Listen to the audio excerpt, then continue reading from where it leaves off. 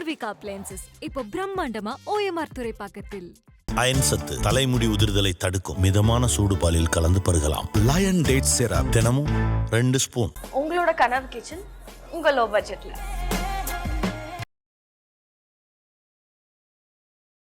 Rooms எல்லாம் கரெக்டாக க்ளீனாக இருக்கான்னு பார்ப்பாங்க. ஸோ அந்த வேலை பார்த்துட்டு இருந்தேன். 3-4 மணி நேரம் அங்கே படுத்து தூங்கிட்டு பேலன்ஸ் பார்க்குற இடத்துலையே தூங்குவேனுங்க. சும்மா முடிச்சுட்டு அதுக்கப்புறம் காலேஜ் போயிட்டு அப்படியே கொஞ்சம் லைஃப் அங்கேயே ஸ்பெண்ட் பண்ணிட்டாங்க. வரைக்கும் 2வது தலைமுறை வரைக்கும் போயிருக்காங்க. பட் 3வது தலைமுறை எடுத்துகிட்டு போகிறது வந்து ஃபஸ்ட்டு பிராண்டாக வந்து திண்டுக்கல் தலப்பாக்கட்டியாக தான் இருக்கும்.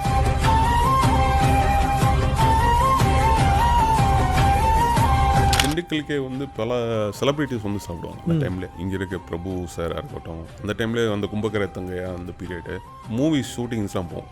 Chief ministers of old chief ministers அந்த டைமில் பார்சல்லாம் வாங்கிட்டு ரயில்வே ஸ்டேஷன் வரைக்கும் நான் போய் கொடுப்பேன். ஒரு நல்ல சாங் வேணும்னு சொல்லிட்டு இவர் வைரமுத்து கார்கி அவரை வச்சு பாட்டு எழுதி, அப்புறம் கார்த்தி அவர் ஃப்ரெண்டு கார்த்தி சிங்கர் கார்த்தி அவர்லாம் வந்து மியூசிக் பண்ணி ஒரு ஃபீலிங்கோடு சொல்லணும். ஒரு மக்களுக்கு வந்து அங்கே மனசில் பதியணும். அது ஒரு அட்வர்டைஸ்மெண்ட்டாக நீங்கள் சொன்னீங்கன்னா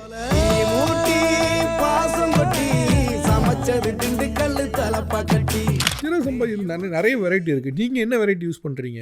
அது சொல்லக்கூடாது. நாங்க யூஸ் பண்ற வெரைட்டி வந்து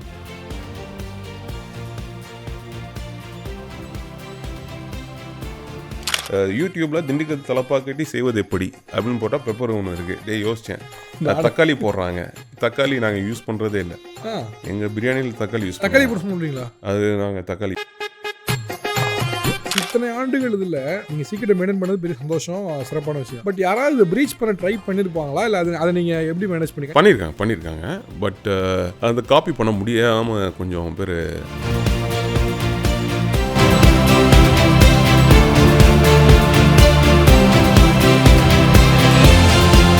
எல்லாருக்கும் வணக்கம். இந்த இன்ட்ரெஸ்டிங்கான ஒரு பாட்காஸ்ட் செஷனில் நம்ம முக்கியமான ஒரு நபரோட தான் பேச போகிறோம். இன்றைக்கும் வந்து ரெஸ்டாரண்ட் பிஸ்னஸ் ரொம்ப சேலஞ்சிங்காக இருக்குதுன்னு சொல்லக்கூடியவங்க நிறைய பேர் இருக்காங்க. அப்படி ஒரு சேலஞ்சிங் செக்டாரில் இன்றைக்கும் சக்ஸஸ்ஃபுல்லாக அதனோட பிஸ்னஸ் ரன் பண்ணிட்டு இருக்கக்கூடிய தலப்பாக்கட்டி ரெஸ்டாரண்ட்டோடைய மேனேஜிங் டைரக்டர் திரு நாகசாமி தனபாலன் அவர்களோட தான் பேச போகிறோம். சார் வணக்கம் சார். வணக்கம் சார். ஃபஸ்ட்டு சந்திச்சில் ரொம்ப சந்தோஷம் சார். ஸோ ஃபஸ்ட்டு வந்து ஜேர்னி இன்றைக்கி இருக்க விஷயங்கள்லாம் பேசுறதுக்கு முன்னால் கிட்டத்தட்ட வந்து நீ 3வது தலைமுறையாக இந்த பிஸ்னஸ் ரன் பண்ணுறீங்கல்ல? கரெக்ட். ஸோ 3வது தலைமுறையாக இந்த பிஸ்னஸ் ரன் பண்ணுறீங்க. How happy you are? எவ்வளோ சந்தோஷமாக இருக்குது? ஆக்சுவலாக பார்த்தீங்கன்னா இந்த இண்டஸ்ட்ரி வந்து 3 தலைமுறையாக இப்போ ரன் பண்ணுறது ஃபஸ்ட்டு பிராண்ட் வந்து திண்டுக்கல் தலப்பாக்கட்டி தான் நினைக்கிறேன். ஓகே. இது வரைக்கும் 2வது தலைமுறை வரைக்கும் போயிருக்காங்க. பட் 3வது தலைமுறை எடுத்துகிட்டு போகிறது வந்து ஃபஸ்ட்டு பிராண்டாக வந்து திண்டுக்கல் தலப்பாக்கட்டியாக தான் இருக்கும். ஏன்னா ஃபஸ்ட்டு எங்கள் தாத்தா ஆரம்பித்தார், அதுக்கப்புறம் எங்கள் அப்பா கன்டினியூ பண்ணார். இப்போ நான் எடுத்து பண்ணிகிட்ருக்கேன். நான் சின்ன வயசுலேயே வந்தனால ஐ திங்க் எனக்கு ஒரு இம்பாசிபிளாக முடிஞ்சிச்சு அது. ஓகே. உங்களோட சின்ன வயசுன்னு சொன்னதால கேட்குறேன். இப்போ சின்ன வயசுலேருந்து அப்படிங்கிறீங்க. ஸோ படிக்கும் போது எப்படி நீங்கள் ஒரு நல்ல பிரைட் ஸ்டூடெண்ட்டாக இல்லை வந்து ஆவரேஜான ஸ்டூடெண்ட்டாக எப்படி பண்ணீங்க? நீங்கள் அப்புறம் MBA மட்டும் யூகேல பண்ணீங்கன்னு நினைக்கிறேன். உங்கள் படிப்பு எப்படி இருந்தது? நீங்கள் பிரைட் ஸ்டூடெண்ட்டாக எப்படி நீங்கள்? நான் ஆக்சுவலாக வந்து பிஸ்னஸ்குள்ளே நுழையிறவங்க most of the people bright student கிடையாதுன்னு நினைக்கிறேன். ஓகே. நான் வந்து பேக் பெஞ்சர்ஸ் தான். மேக்ஸ் சுத்தமாக வராது. ஸோ ஓரளவுக்கு 35 மார்க்கு 40 மார்க் எடுத்து ஆவரேஜாக பாஸ் ஆகி ஜஸ்ட் பாஸ் ஸ்டூடெண்ட் தான் நான். ரொம்ப பிரைட்டான ஸ்டூடெண்ட்ஸ் கிடையாது. அப்புறமேலு வந்து இந்த தாத்தா ரெஸ்டாரண்ட் வச்சுருக்கனால சரி அதை பற்றி சம்மந்தமாக படிக்கலாம் அப்படின்னு சொல்லிட்டு தான் வந்து ஹோட்டல் மேனேஜ்மெண்ட் படித்தது. ஸோ ஹோட்டல் மேனேஜ்மெண்ட் படிக்கிறதுக்கு வந்து உங்களுக்கு வந்து அவ்வளோ டிஸ்டிங்ஷன் மார்க்னா எடுக்கணும் அவசியம் இல்லை. ஸோ ஈஸியான வே டு என்டர் காலேஜ் வந்து ஹோட்டல் மேனேஜ்மெண்ட் இருந்துச்சு. அதான் வந்து எடுத்து படித்தேன். அது ஓகே. ஆக்சுவலாக நாகசாமி உங்கள் தாத்தாவோட பேர் இல்லை? ஆமாம், நாகசாமி வந்து தாத்தாவோட பேர். அதான் எனக்கு வச்சுருக்காங்க. இப்போ என் பேர் நாகசாமி தனபாலன். அப்போ வீட்டில் கூப்பிட்றது வந்து சதீஷ்னு கூப்பிடுவாங்க. ஏன்னா தாத்தா பேரை யூஸ் பண்ணக்கூடாதுன்னு சொல்லிட்டு பெரியவங்க பேரை சொல்லி கூப்பிடக்கூடாதுன்னு நினைப்பாங்க. சதீஷ்னு கூப்பிட்ருக்காங்க. ஆமாம். நீ பிறந்து வந்து திண்டுக்கல் தானே? பொதுவாக ஊர் சைடில் தான் வந்து இந்த மாதிரி தாத்தாவோட பேரை வந்து அடுத்த பேரனுக்கு வைப்பாங்க. அதெல்லாம் நடந்து திண்டுக்கல் இதெல்லாம் அவங்க சொந்த ஊர்? ஆமாம், சொந்த ஊர் திண்டுக்கல். திண்டுக்கல் ஒயமார்பட்டின்னு சொல்லி ஒரு ஏரியாவில் தான். திண்டுக்கல்ல ஒய்எம்ஆர்பட்டி. ஆமாம். ஸோ அந்த ஏரியாவில் தான் வந்திருக்கேன் நான். ஸ்கூலிங் எல்லாமே அங்கே முடிச்சுட்டு காலேஜுக்கு மட்டும் மங்களூர் போயிட்டு அங்கேருந்து யூகே போயிட்டு அங்கேருந்து அப்புறம் பிஸ்னஸ் ஸ்டார்ட் பண்ணதான். MBAல என்ன மாஸ்டர்ஸ் பண்ணீங்க? MBA இன் ஹோட்டல் மேனேஜ்மெண்ட். ஆமாம், யூகேல இருக்கு. 1.5 இயர்ஸ் கோர்ஸ் அது. ஸோ அங்கே முடிச்சுட்டு சரி அப்படியே லண்டன்லையும் பார்த்து வந்துடுவோம் அப்படின்னு சொல்லிட்டு போயிட்டு வந்ததான் யூகே. ஏன்னா படத்தில் பார்க்குற லண்டன் எப்படி இருக்குன்னு நேரடியாக கொஞ்சம் பார்த்து வருவோமே அப்படின்னு சொல்லி படிக்கிறதுக்காண்டி போகல, சும்மா அப்படியே விசிட் அடிச்சுட்டு கொஞ்சம் அங்கே வேலை செஞ்சுக்கிட்டு கொஞ்சம் எக்ஸ்பீரியன்ஸ் கற்றுக்கிட்டு திருப்பி இங்கே வந்துடலாமே, அதான் மெயின். அங்கே வேலை பார்த்தீங்களா? அங்கே வந்து கேஎஃப்சி, மெக்டொனால்ட்ஸு, அப்புறம் கொஞ்சம் நைட்டில் வந்து ரிசப்ஷனிஸ்ட்டாக வேலை செஞ்சேன். ஸோ ஒன் ஆஃப் த ஹோட்டலில் வந்து ஒரு 5 ஸ்டார் ஹோட்டலில் வந்து நைட்டு ரிசப்ஷனில் இருப்பாங்களே. ஆமாம். ஸோ அங்கே போயிட்டு ஆடிட்டிங் பண்ணுவாங்க, ரூம்ஸ் எல்லாம் கரெக்டாக க்ளீனாக இருக்கான்னு பார்ப்பாங்க. ஸோ அந்த வேலை பார்த்துட்டு இருந்தேன். ஸ்கூலில் காலேஜ் முடிச்சுட்டு நைட்டு போய் அங்கே போய் வேலை செஞ்சுக்கிட்டு திருப்பி காலேஜ் போவேன். ஸோ அங்கேயும் கொஞ்ச நேரம் படுக்க டைம் கிடைக்கும். ஸோ ஒரு 3-4 மணி நேரம் அங்கே படுத்து தூங்கிட்டு பேலன்ஸ் பார்க்குற இடத்துலையே தூங்குவேன் நாங்கள். சும்மா முடிச்சுட்டு அதுக்கப்புறம் காலேஜ் போயிட்டு அப்படியே கொஞ்சம் லைஃப் அங்கேயே ஸ்பெண்ட் பண்ணிட்டேன். மெக்டொனால்ட்ஸில் என்ன வேலை பார்த்தீங்க? மெக்டொனால்ட்ஸை வந்து first toilet cleaning first start பண்ணேன். பார்ட் டைமாக ஒரு 2 மணி நேரம் பார்ட் டைம் மேலே 3 மணி நேரம் பார்ட் டைம் மேலே கொடுப்பாங்க, அந்த டைமில் பண்ணலாம். டாய்லெட் க்ளீனிங் முடிச்சுட்டு அதுக்கப்புறம் வந்து பாத்திரம் கழுவுறது, யூஸ் பண்ணுற பாத்திரம் கழுவுறது, அந்த வேலைலாம் பார்த்துட்டு இருந்தேன் மெக்டொனால்ட்ஸில். அப்புறம் ஃப்ரண்ட்டில் சேல்ஸ் கவுண்டரில் கொஞ்சம் கேஷ் கவுண்டரில் நின்றுட்டு சேல்ஸும் பார்த்துட்டு இருந்தேன். ஸோ இது மட்டும் பல வேலைலாம் மோஸ்ட்லி ரெஸ்டாரண்ட் இண்டஸ்ட்ரி சம்மந்தமாக வேலை செஞ்சுட்டு இருந்தேன். என்ன ரீசனால் பார்ட் டைம் ப்ரிஃபர் பண்ணுங்க சார்? இப்போ நீங்கள் படிக்கலான்னு போயிட்டீங்க, என்ன ரீசன்? ஃபைனான்ஸில் காரணம் இருக்குது, வாய்ப்பு இருந்துக்குமான்னு தெரியல. அதான் finance one of the reason தான். ஏன்னா நான் இருந்ததா? ஃபினான்ஸ் ப்ராப்ளம் இருந்தது. நான் காலேஜ் டியூஷன் வரைக்கும் அப்பா கட்டிட்டாரு. அதுக்கப்புறம் பைசா தர மாட்டேன்ட்டாரு. சரி, நம்ம ஸ்பெண்டிங் வந்து ஜாஸ்தி பண்ணிட்டு இருந்தேன். ஏன்னா கார்லாம் வச்சுருந்தேன் நான். அந்த டைம்லேயே யூகேல காரு எல்லாம் நானே வாங்கி சரி இருக்கிற வரைக்கும் நம்ம கொஞ்சம் என்ஜாய் பண்ணிடுவோம் அப்படின்னு சொல்லிட்டு வேலை செஞ்சுக்கிட்டு படிச்சுட்டு. ஸோ ரெண்டுமே பார்த்தனால கொஞ்சம் நல்லா ஒரு இப்போ மேப் போட தேவையில்லை எனக்கு லண்டன் பண்ண. அந்தளவுக்கு வந்து காலையில் நான் சுற்ற தெரியும் எனக்கு. ஸோ ஆலவே ரோட்னா என்னன்னு தெரியும், ஈலிங் ப்ராட்வேனா என்னன்னு தெரியும், Zone 1 Zone 2 எல்லாமே வந்து காலையில் சுற்றிருக்கேன். ஸோ அந்தளவுக்கு லண்டன் சிட்டிசன் வச்சுக்கோங்களேன். ஸோ பட் அங்கே இல்லை, பட் இங்கே வந்துட்டோம் நாங்கள். எத்தனை வருஷமாக அந்த பார்ட் டைம் இதெல்லாம் பண்ணீங்க? ஒரு 2 வருஷமாக அங்கே இருந்துட்டு அப்புறம் ஃபுல் டைமாக ஜாப் வந்துச்சு. நடுவில் வந்து அப்பாவுக்கு உடம்பு சரியில்லைன்னு சொன்னனால சரி நான் இங்கே வந்து வரக்கூடிய சூழ்நிலைக்கு வந்துட்டேன். நான் இங்கே நீங்கள் வந்து பார்த்துக்க வேண்டிய நிலைமை ஏற்படுச்சு. ஸோ இங்கே வந்துட்டீங்க. ஸோ அதனால் இங்கே வந்துட்டேன். ஓகே. ஆக்சுவலாக இன்றைக்கி தலப்பா கட்டி ஆரம்பிச்சு எத்தனை வருஷம் சார் எக்ஸாக்டாக? 1957. ஸோ கிட்டத்தட்ட ஒரு 67 வருஷம் ஆயிருக்கு. ஓகே. அதில் நான் வந்து 26 வயசில் உள்ளுக்குள்ள வந்தேன். கிட்டத்தட்ட ஒரு 13 இயர்ஸ் நான் பார்த்துட்ருக்கேன்.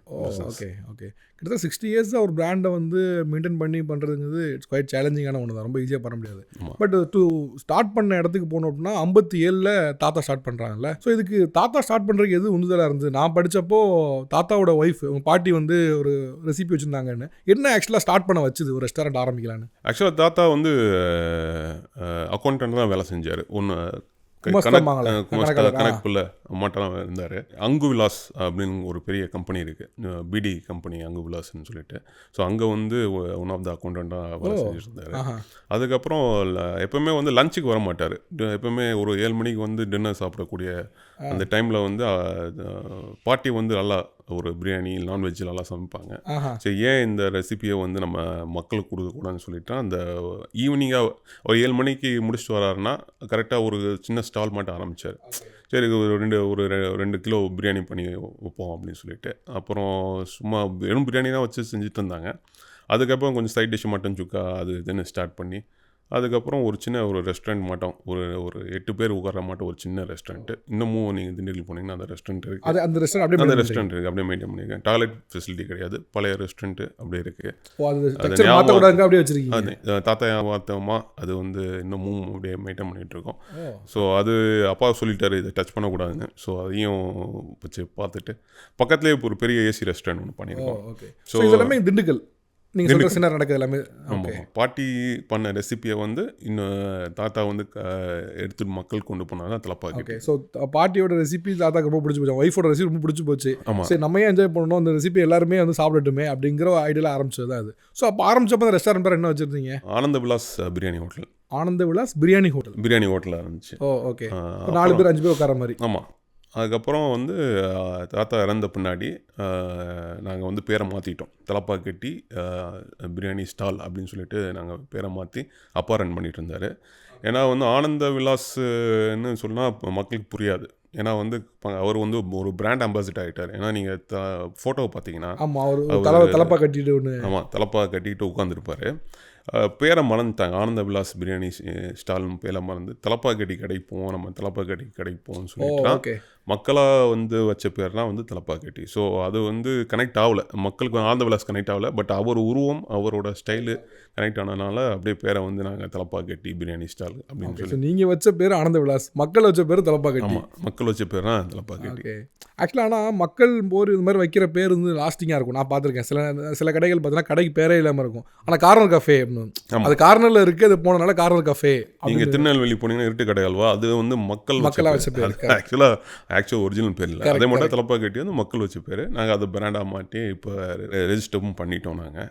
ஆமாம், இது வேறு யாரும் யூஸும் பண்ணக்கூடாது. ஸோ அந்தளவுக்கு பேர். ஆனால் ரொம்ப இன்ட்ரெஸ்டிங்கானது, நம்ம ஒரு பேர் வைக்கிறோம் ஆனால் மக்களாக ஒரு பேர் வச்சு அதை வந்து எஸ்டாப்ளிஷ் பண்ணிடுறாங்க. கரெக்ட். ஓகே. தாத்தா எவ்வளோ வருஷம் ரன் பண்ணாங்க இந்த இது? தாத்தா வந்து பார்த்தீங்கன்னா ஒரு 10 வருஷம் ரன் பண்ணியிருப்பார். ஏன்னா அவர் ஸ்டார்ட் பண்ணதே ஒரு ஏர்லி லேட் 60s ஆரம்பித்தார். அவர் லேட்டாக தான் தோணியிருக்கு, சரி நம்ம ஏன் நம்ம இது மட்டும் பண்ணக்கூடாதுன்னு. அதுக்கப்புறம் அப்பா வந்து 82 வந்து தாத்தா இறந்துட்டார், 1982. அதுக்கப்புறம் அப்பா டேக் ஓவர் பண்ணார். அங்கேருந்து அப்பா வந்து ஒரு கடை பக்கத்தில் ஒரு எழுத்தாப்படி ஒரு கடை ஆரம்பித்தார். எழுத்தாப்படி ஏன் எழுத்தாப்படி ஒன்று பண்ணாங்க? சின்ன கடையாக இருக்குது. இது சின்ன கடை, இன்னும் கொஞ்சம் க்ரௌடு கொஞ்சம் ஜாஸ்தி வரதுனால, டிமாண்ட் கொஞ்சம் ஜாஸ்தி வந்ததுனால எழுத்தாப்படி ஒரு ஏசி ரெஸ்டாரண்ட் மட்டும் ஒன்று பண்ணி ஆரம்பித்தார். அப்புறம் இன்னும் கொஞ்சம் 90s கொஞ்சம் பாப்புலர் ஆச்சு. அப்புறம் கோயம்புத்தூர் வந்து செட் பண்ணார் அப்பா. சரி, கோயம்புத்தூரில் காந்திபுரமில் வந்து லேண்டு வாங்கி அங்கேயே வந்து ஒரு ஹோட்டல் மட்டும் ரெடி பண்ணி அங்கே ரெஸ்டாரண்ட்டாக வந்து கன்வெர்ட் பண்ணார். அதுக்கப்புறம் அந்த நடுவில் ஒரு பாம்பு பிளாஸ்ட் வேறு ஆச்சு கோயம்புத்தூரில், அந்த டெரரிஸ்ட் அட்டாக்கு. அதுக்கப்புறம் பிஸ்னஸ் கொஞ்சம் ஸ்லோ ஆயிடுச்சு. ஆமாம், அதுக்கப்புறம் கொஞ்சம் க்ளோஸ் பண்ணியிருந்தோம் அந்த ரெஸ்டாரண்ட்டை வந்து க்ளோஸ். பாம்பு பிளாஸ்ட் நடந்த இடம் பக்கத்தில் தான் ரெஸ்டாரண்ட் இருந்துச்சு. ஆமாம், கரெக்டாக காந்திபுரம் பஸ் ஸ்டாண்டில் பாம்பு பிளாஸ்ட்டு. இது வந்து கொஞ்சம் தள்ளி நம்ம ரெஸ்டாரண்ட் இருந்ததுனால கொஞ்சம் அங்கே கொஞ்சம் பாதிப்பு வந்துச்சு, பிஸ்னஸ் அடி வாங்க ஆரம்பிச்சிச்சு. சரி, இதுக்கு மேலே வரான்னு சொல்லிட்டு திண்டுக்கலுக்கே வந்து திருப்பி நம்ம திண்டுக்கல்லே இருந்து திருப்பி பிஸ்னஸ் பண்ண ஆரம்பித்தார். ஸோ அவர் ஒரு 2007 வரைக்கும் பிஸ்னஸ் பார்த்துட்டு இருந்தார். 2012 அவர் இறந்துட்டார் பிகாஸ் ஆஃப் கேன்சர். நான் வந்து 2009 took over the business. 2008 start பண்ணேன். ஓகே. ஃபஸ்ட்டு வத்தலங்குண்டில் ஸ்டார்ட் பண்ணிவிட்டு அதுக்கப்புறம் ஃபுல்லாக கண்டினியூ பண்ணிகிட்ருக்கேன் நான். ஸோ ஆக்சுவலாக நீங்கள் சொல்லும்போது தலப்பாக்கட்டி வந்து இன்றைக்கி ஒரு பிராண்ட் ஆகிடுச்சு. திண்டுக்கல் தலப்பாக்கட்டி பிரியாணிக்கு ஒரு பெரிய பிராண்டாக இருக்குது. இது யாரும் யூஸ் பண்ண முடியாத மாதிரி நம்ம வந்து ரெஜிஸ்டர் பண்ணணும்னு சொன்னீங்க. பட் ஸ்டார்டிங்கில் இப்போ ஒரு ரெஜிஸ்டர் ஆகுதுக்கப்புறம் நிறைய பேர் தலப்பாக்கட்டு இது மாதிரிலாம் நிறைய சின்ன பேரில் சின்ன மாடிஃபிகேஷன் வச்சுலாம் வந்து பண்ணாங்க. அது நீங்கள் கோர்ட்லையும் கூட அது நீங்கள் வந்து கேஸ்லாம் போட்டு இது பண்ணீங்க. ஆக்சுவலாக அது எப்படி இந்த ஸ்ட்ரகிளை ஃபேஸ் பண்ணீங்க? அது உங்களுக்கு பெரிய பெரிய பாதிப்பு இருந்துச்சா? இந்த மாதிரி பேரை மாற்றி பண்ணதில் அது குழப்பங்கள் ஏற்பட்டு பிராண்ட் வேல்யூ அடி வாங்குறதெல்லாம் ஏற்பட்டுச்சா? ஆக்சுவலாக நாங்கள் சென்னைக்கு வர்றதுக்கு முன்னாடியே வந்து இங்கே கிட்டத்தட்ட ஒரு 50 ரெஸ்டாரண்ட் தலப்பாக்கட்டுன்னு சொல்லிட்டு பல ரெஸ்டாரண்ட்ஸ் இங்கே இருந்துச்சு. சென்னை தலப்பாக்கட்டு, அப்புறம் முனியாண்டி தலப்பாக்கட்டு அப்படின்னு சொல்லிட்டு பல ரெஸ்டாரண்ட் வந்து சென்னை ராவுது தலப்பாக்கட்டு. ஸோ இது மாட்டம் வந்து பல ரெஸ்டாரண்ட்ஸ் வந்து இருந்துச்சு. நான் ஏன் வந்து அப்புறம் அப்பாட்ட பேசிட்டேன். அப்பா இருந்தார். பேசிட்டுருக்கப்ப ஏன் நம்ம வந்து ஒரிஜினல் நம்ம அங்கே பண்ணக்கூடாதுன்னு சொல்லிட்டு, நம்ம ரெஸ்டாரண்ட் இங்கே இருக்குது, ஏன் நம்ம சென்னையே வந்து நல்லா பாப்புலேட்டட் இது. அவர் சொன்னார், இல்லைப்பா அங்கே வந்து ஃபுல்லாகவே பாஸ்மதி பிரியாணி தான் லைக் பண்ணுவாங்க, சென்னை மக்கள்லாம் வந்து பாஸ்மதி பிரியாணி லைக் பண்ணுவாங்க, நம்ம பிரியாணி லைக் பண்ணுவாங்களான்னு தெரியாது, இல்லை நம்ம பண்ணி பார்க்கணும்னு சொல்லிட்டான். 2009 அண்ணா நகரில் ஆரம்பித்தோம். அதுக்கப்புறம் 2010 வந்து கேஸ் போட்டேன். நான் வந்து எல்லா 50 ரெஸ்டாரண்ட்டுக்கு மேலேயும் கேஸை போட்டு, ஏன்னா அப்போயே நாங்கள் ரெஜிஸ்டர் பண்ணிட்டோம் பிராண்டை. ஒரு சைடு வந்து ரெஜிஸ்ட்ரேஷன் ஒன்று பண்ணிச்சேன். ஸோ ரெஜிஸ்ட்ரேஷனுக்கு என்ன கேட்டாங்கன்னா டாக்குமெண்ட்ஸ் கேட்டாங்க. எப்படி நீ ப்ரூஃப் பண்ண ஃபஸ்ட் ஆரம்பிச்சிங்க டாக்குமெண்ட் கேட்டாங்க. ஸோ இப்போ நாங்கள் குமுதம், ஆனந்த விகடன்லாம் வந்து அப்போயே வந்து தலப்பாக்கட்டியை பற்றி பேசியிருந்தாங்க கஸ்டமர்ஸ் 90ஸ்லேயே. அந்த ஆர்டிகல்ஸ் எல்லாமே வந்து ஜட்ஜுக்கு சப்மிட் பண்ணி, இல்லை இவங்க தான் கரெக்டான ஒரிஜினல் அவங்க அப்படின்னு சொல்லிட்டு ஜட்ஜு வந்து எங்கள் சைடு தீர்ப்பு கொடுத்துட்டாங்க. இது வந்து அப்படியே ஒரு 2015 வரைக்கும் சுப்ரீம் கோர்ட் வரைக்கும் போச்சு. ஏன்னா 50 பேரும் வந்து நம்ம கூட சண்டை போடுறாங்க பேருக்கு. அப்போ ஏன் இங்கே 2009 ஸ்டார்ட் பண்ணி நானும் சக்ஸஸ்ஃபுல்லாக போயிட்டுருக்கேன். ஓகே. பிஸ்னஸ் வந்து 2009 அண்ணா நகர், அப்புறம் நுங்கம்பாக்கம் வந்து 2010, அதுக்கப்புறம் அசோக் நகர், டி நகர்லாம் வந்து 2015 ஒரு 12 கடை நான் ரெடி பண்ணிட்டேன்.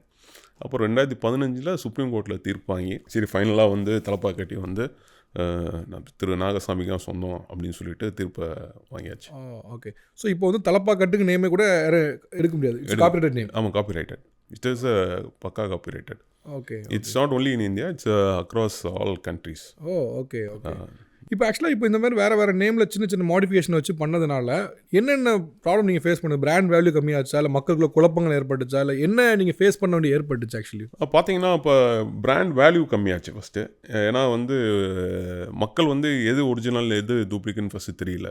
ஸோ எங்கேயாச்சும் ஒரு பிரச்சனை, பிரியாணி சரியில்லைன்னு சொல்லிட்டு அங்கே ஏதாச்சும் கம்ப்ளைண்ட்னா கஸ்டமர் வந்து மொத்தமாக தலைப்பாக்கெட்டில் போய் சாப்பிட்டேன், அதனால் வந்து பிரியாணி சரியில்லை அப்படின்னு சொல்லி ஒரு கம்ப்ளைண்ட்டை ரெஜிஸ்டர் பண்ணிடுறாங்க. ஸோ எங்களுக்கு அஃபெக்ட் ஆகுது அந்த பிஸ்னஸ். வந்து இப்போ நாங்கள் வந்து கரெக்டாக தரமாக ஒரு சாப்பாடு கொடுக்குறப்ப ஒரு நான் வந்து ரோட்டு கடையாக வந்து இது வரைக்கும் ரெஸ்டாரண்ட் ஓப்பன் பண்ணதே இல்லை. ஸோ ரோட்டு கடை, இது தள்ளுவண்டி, ஸோ ஈவன் தள்ளுவண்டியில் கூட தலப்பாக்கட்டுன்னு பேர் வச்சுட்டு இருந்தாங்க. ஸோ ஒரு சின்ன சின்ன ப்ராப்ளம்மு இருக்கிறது வந்து நாங்கள் வச்சு ஏசி ரெஸ்டாரண்ட்டு ஒரு கரெக்டாக நாங்கள் ஐ ஸ்ட்ரீட்டில் வச்சு ரன் பண்ணிகிட்டு இருந்தோம். இப்போ பார்த்தீங்கன்னா மவுண்ட் ரோடில் இருக்குதுன்னு வச்சுக்கோங்களேன். ஸோ சின்ன ரெஸ்டாரண்ட்டில் பண்ணுற பிரச்சனை வந்து பெரிய ரெஸ்டாரண்ட் வரைக்கும் எங்கள் பிராண்ட் நேம் அஃபெக்ட் ஆகும். ஓகே. ப்ளஸ் இங்கேருந்து யூஎஸில் வேறு எங்கள் ரெஸ்டாரண்ட்ஸ் இருக்குது. ஸோ அவங்கவுங்க பிரச்சனை, அங்கே நடக்கிற கஸ்டமர் கம்ப்ளைண்ட்ஸ் எல்லாமே எங்களுக்கு வந்து யூஎஸ் வரைக்கும் பாதிக்கக்கூடிய ஒரு சூழ்நிலை உருவானதுனால வந்து ரெஜிஸ்ட்ரேஷன் பேட்டர்ன், நேம் பேட்டர்ன் வந்து ரெஜிஸ்டர் பண்ணி நம்ம வந்து சுப்ரீம் கோர்ட் வரைக்கும் ஃபைட் பண்ணி ஓகே இதை வந்து ஃபுல்லாகவே இது பண்ணோம். ஆக்சுவலாக ஏன் கேட்டேன் அப்படின்னா, இப்போ இந்த பிரச்சனை வந்து நிறைய பிஸ்னஸ் ஆக்சுவலாக வந்து ரெஸ்டாரண்ட் இண்டஸ்ட்ரியிலே மோஸ்ட் ஆஃப் த காப்பீடு நேம் வந்து தலப்பாக்கட்டி தான்.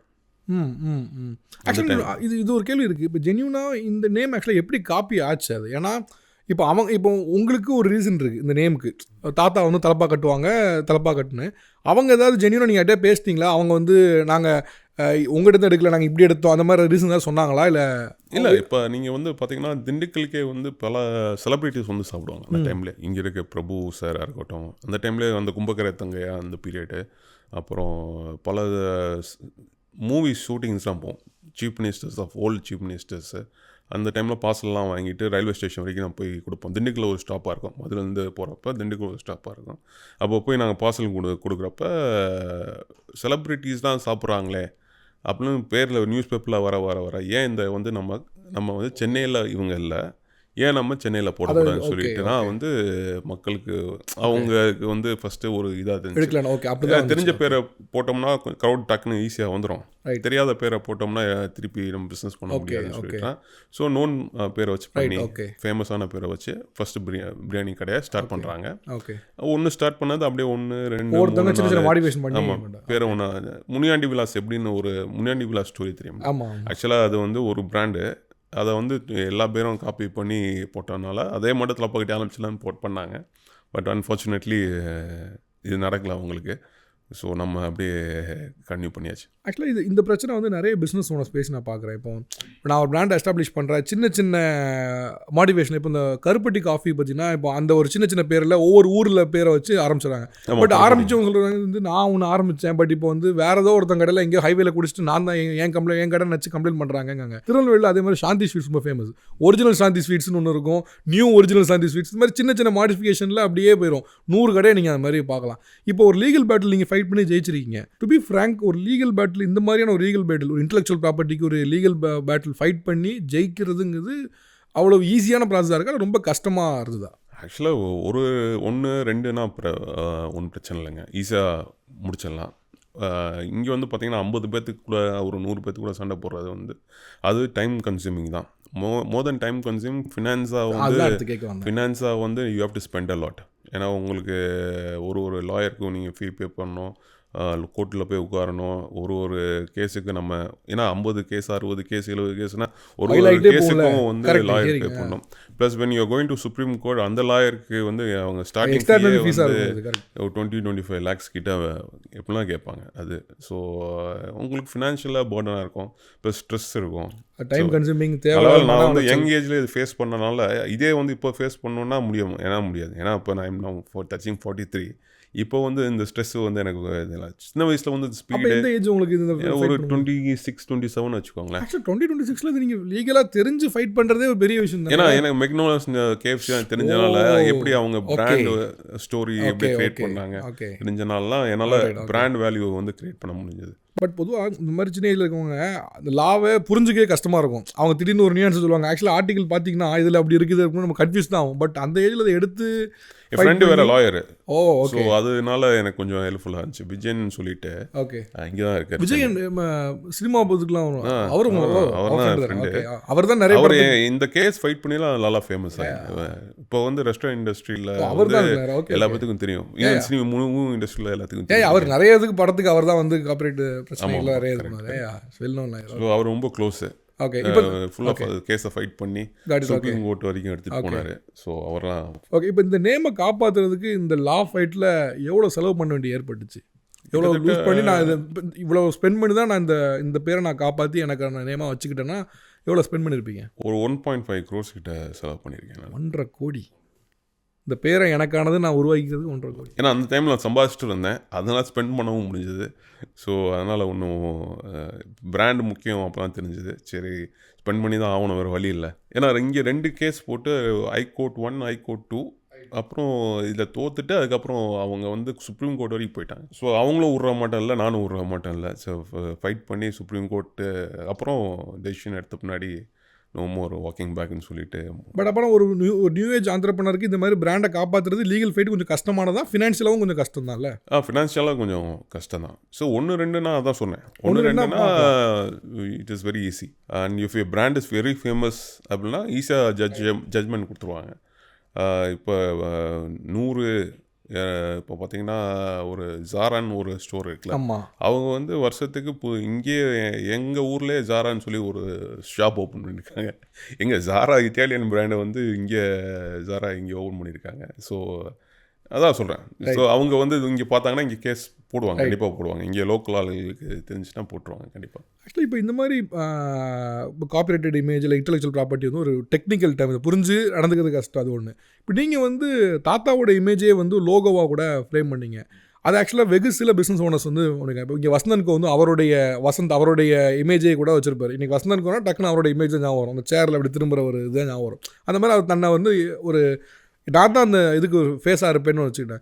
தாத்தா தான் அந்த ஃபேஸாக இருக்க போகிறாங்கங்கிற லோகோ வச்சு பண்ணுறது எப்படி இன்ஸ்பயர் ஆனீங்க? பார்த்தீங்கன்னா இப்போ கேஎஃப்சி உதாரணம் அங்கே ஒர்க் பண்ணது தான் அங்கே தாத்தா இருக்காரு. ஆமாம் கேஎஃப்சி தாத்தா. ஓகே அந்த கேஎஃப்சின்னு போட்டால் கூட இப்போ லோகோ பார்த்துட்டா நம்மளுக்கு கேஎஃப்சி எடுத்தீங்கன்னு வச்சுக்கோங்களேன். அந்த லோகோ மட்டும் வச்சிங்கனாவே வந்து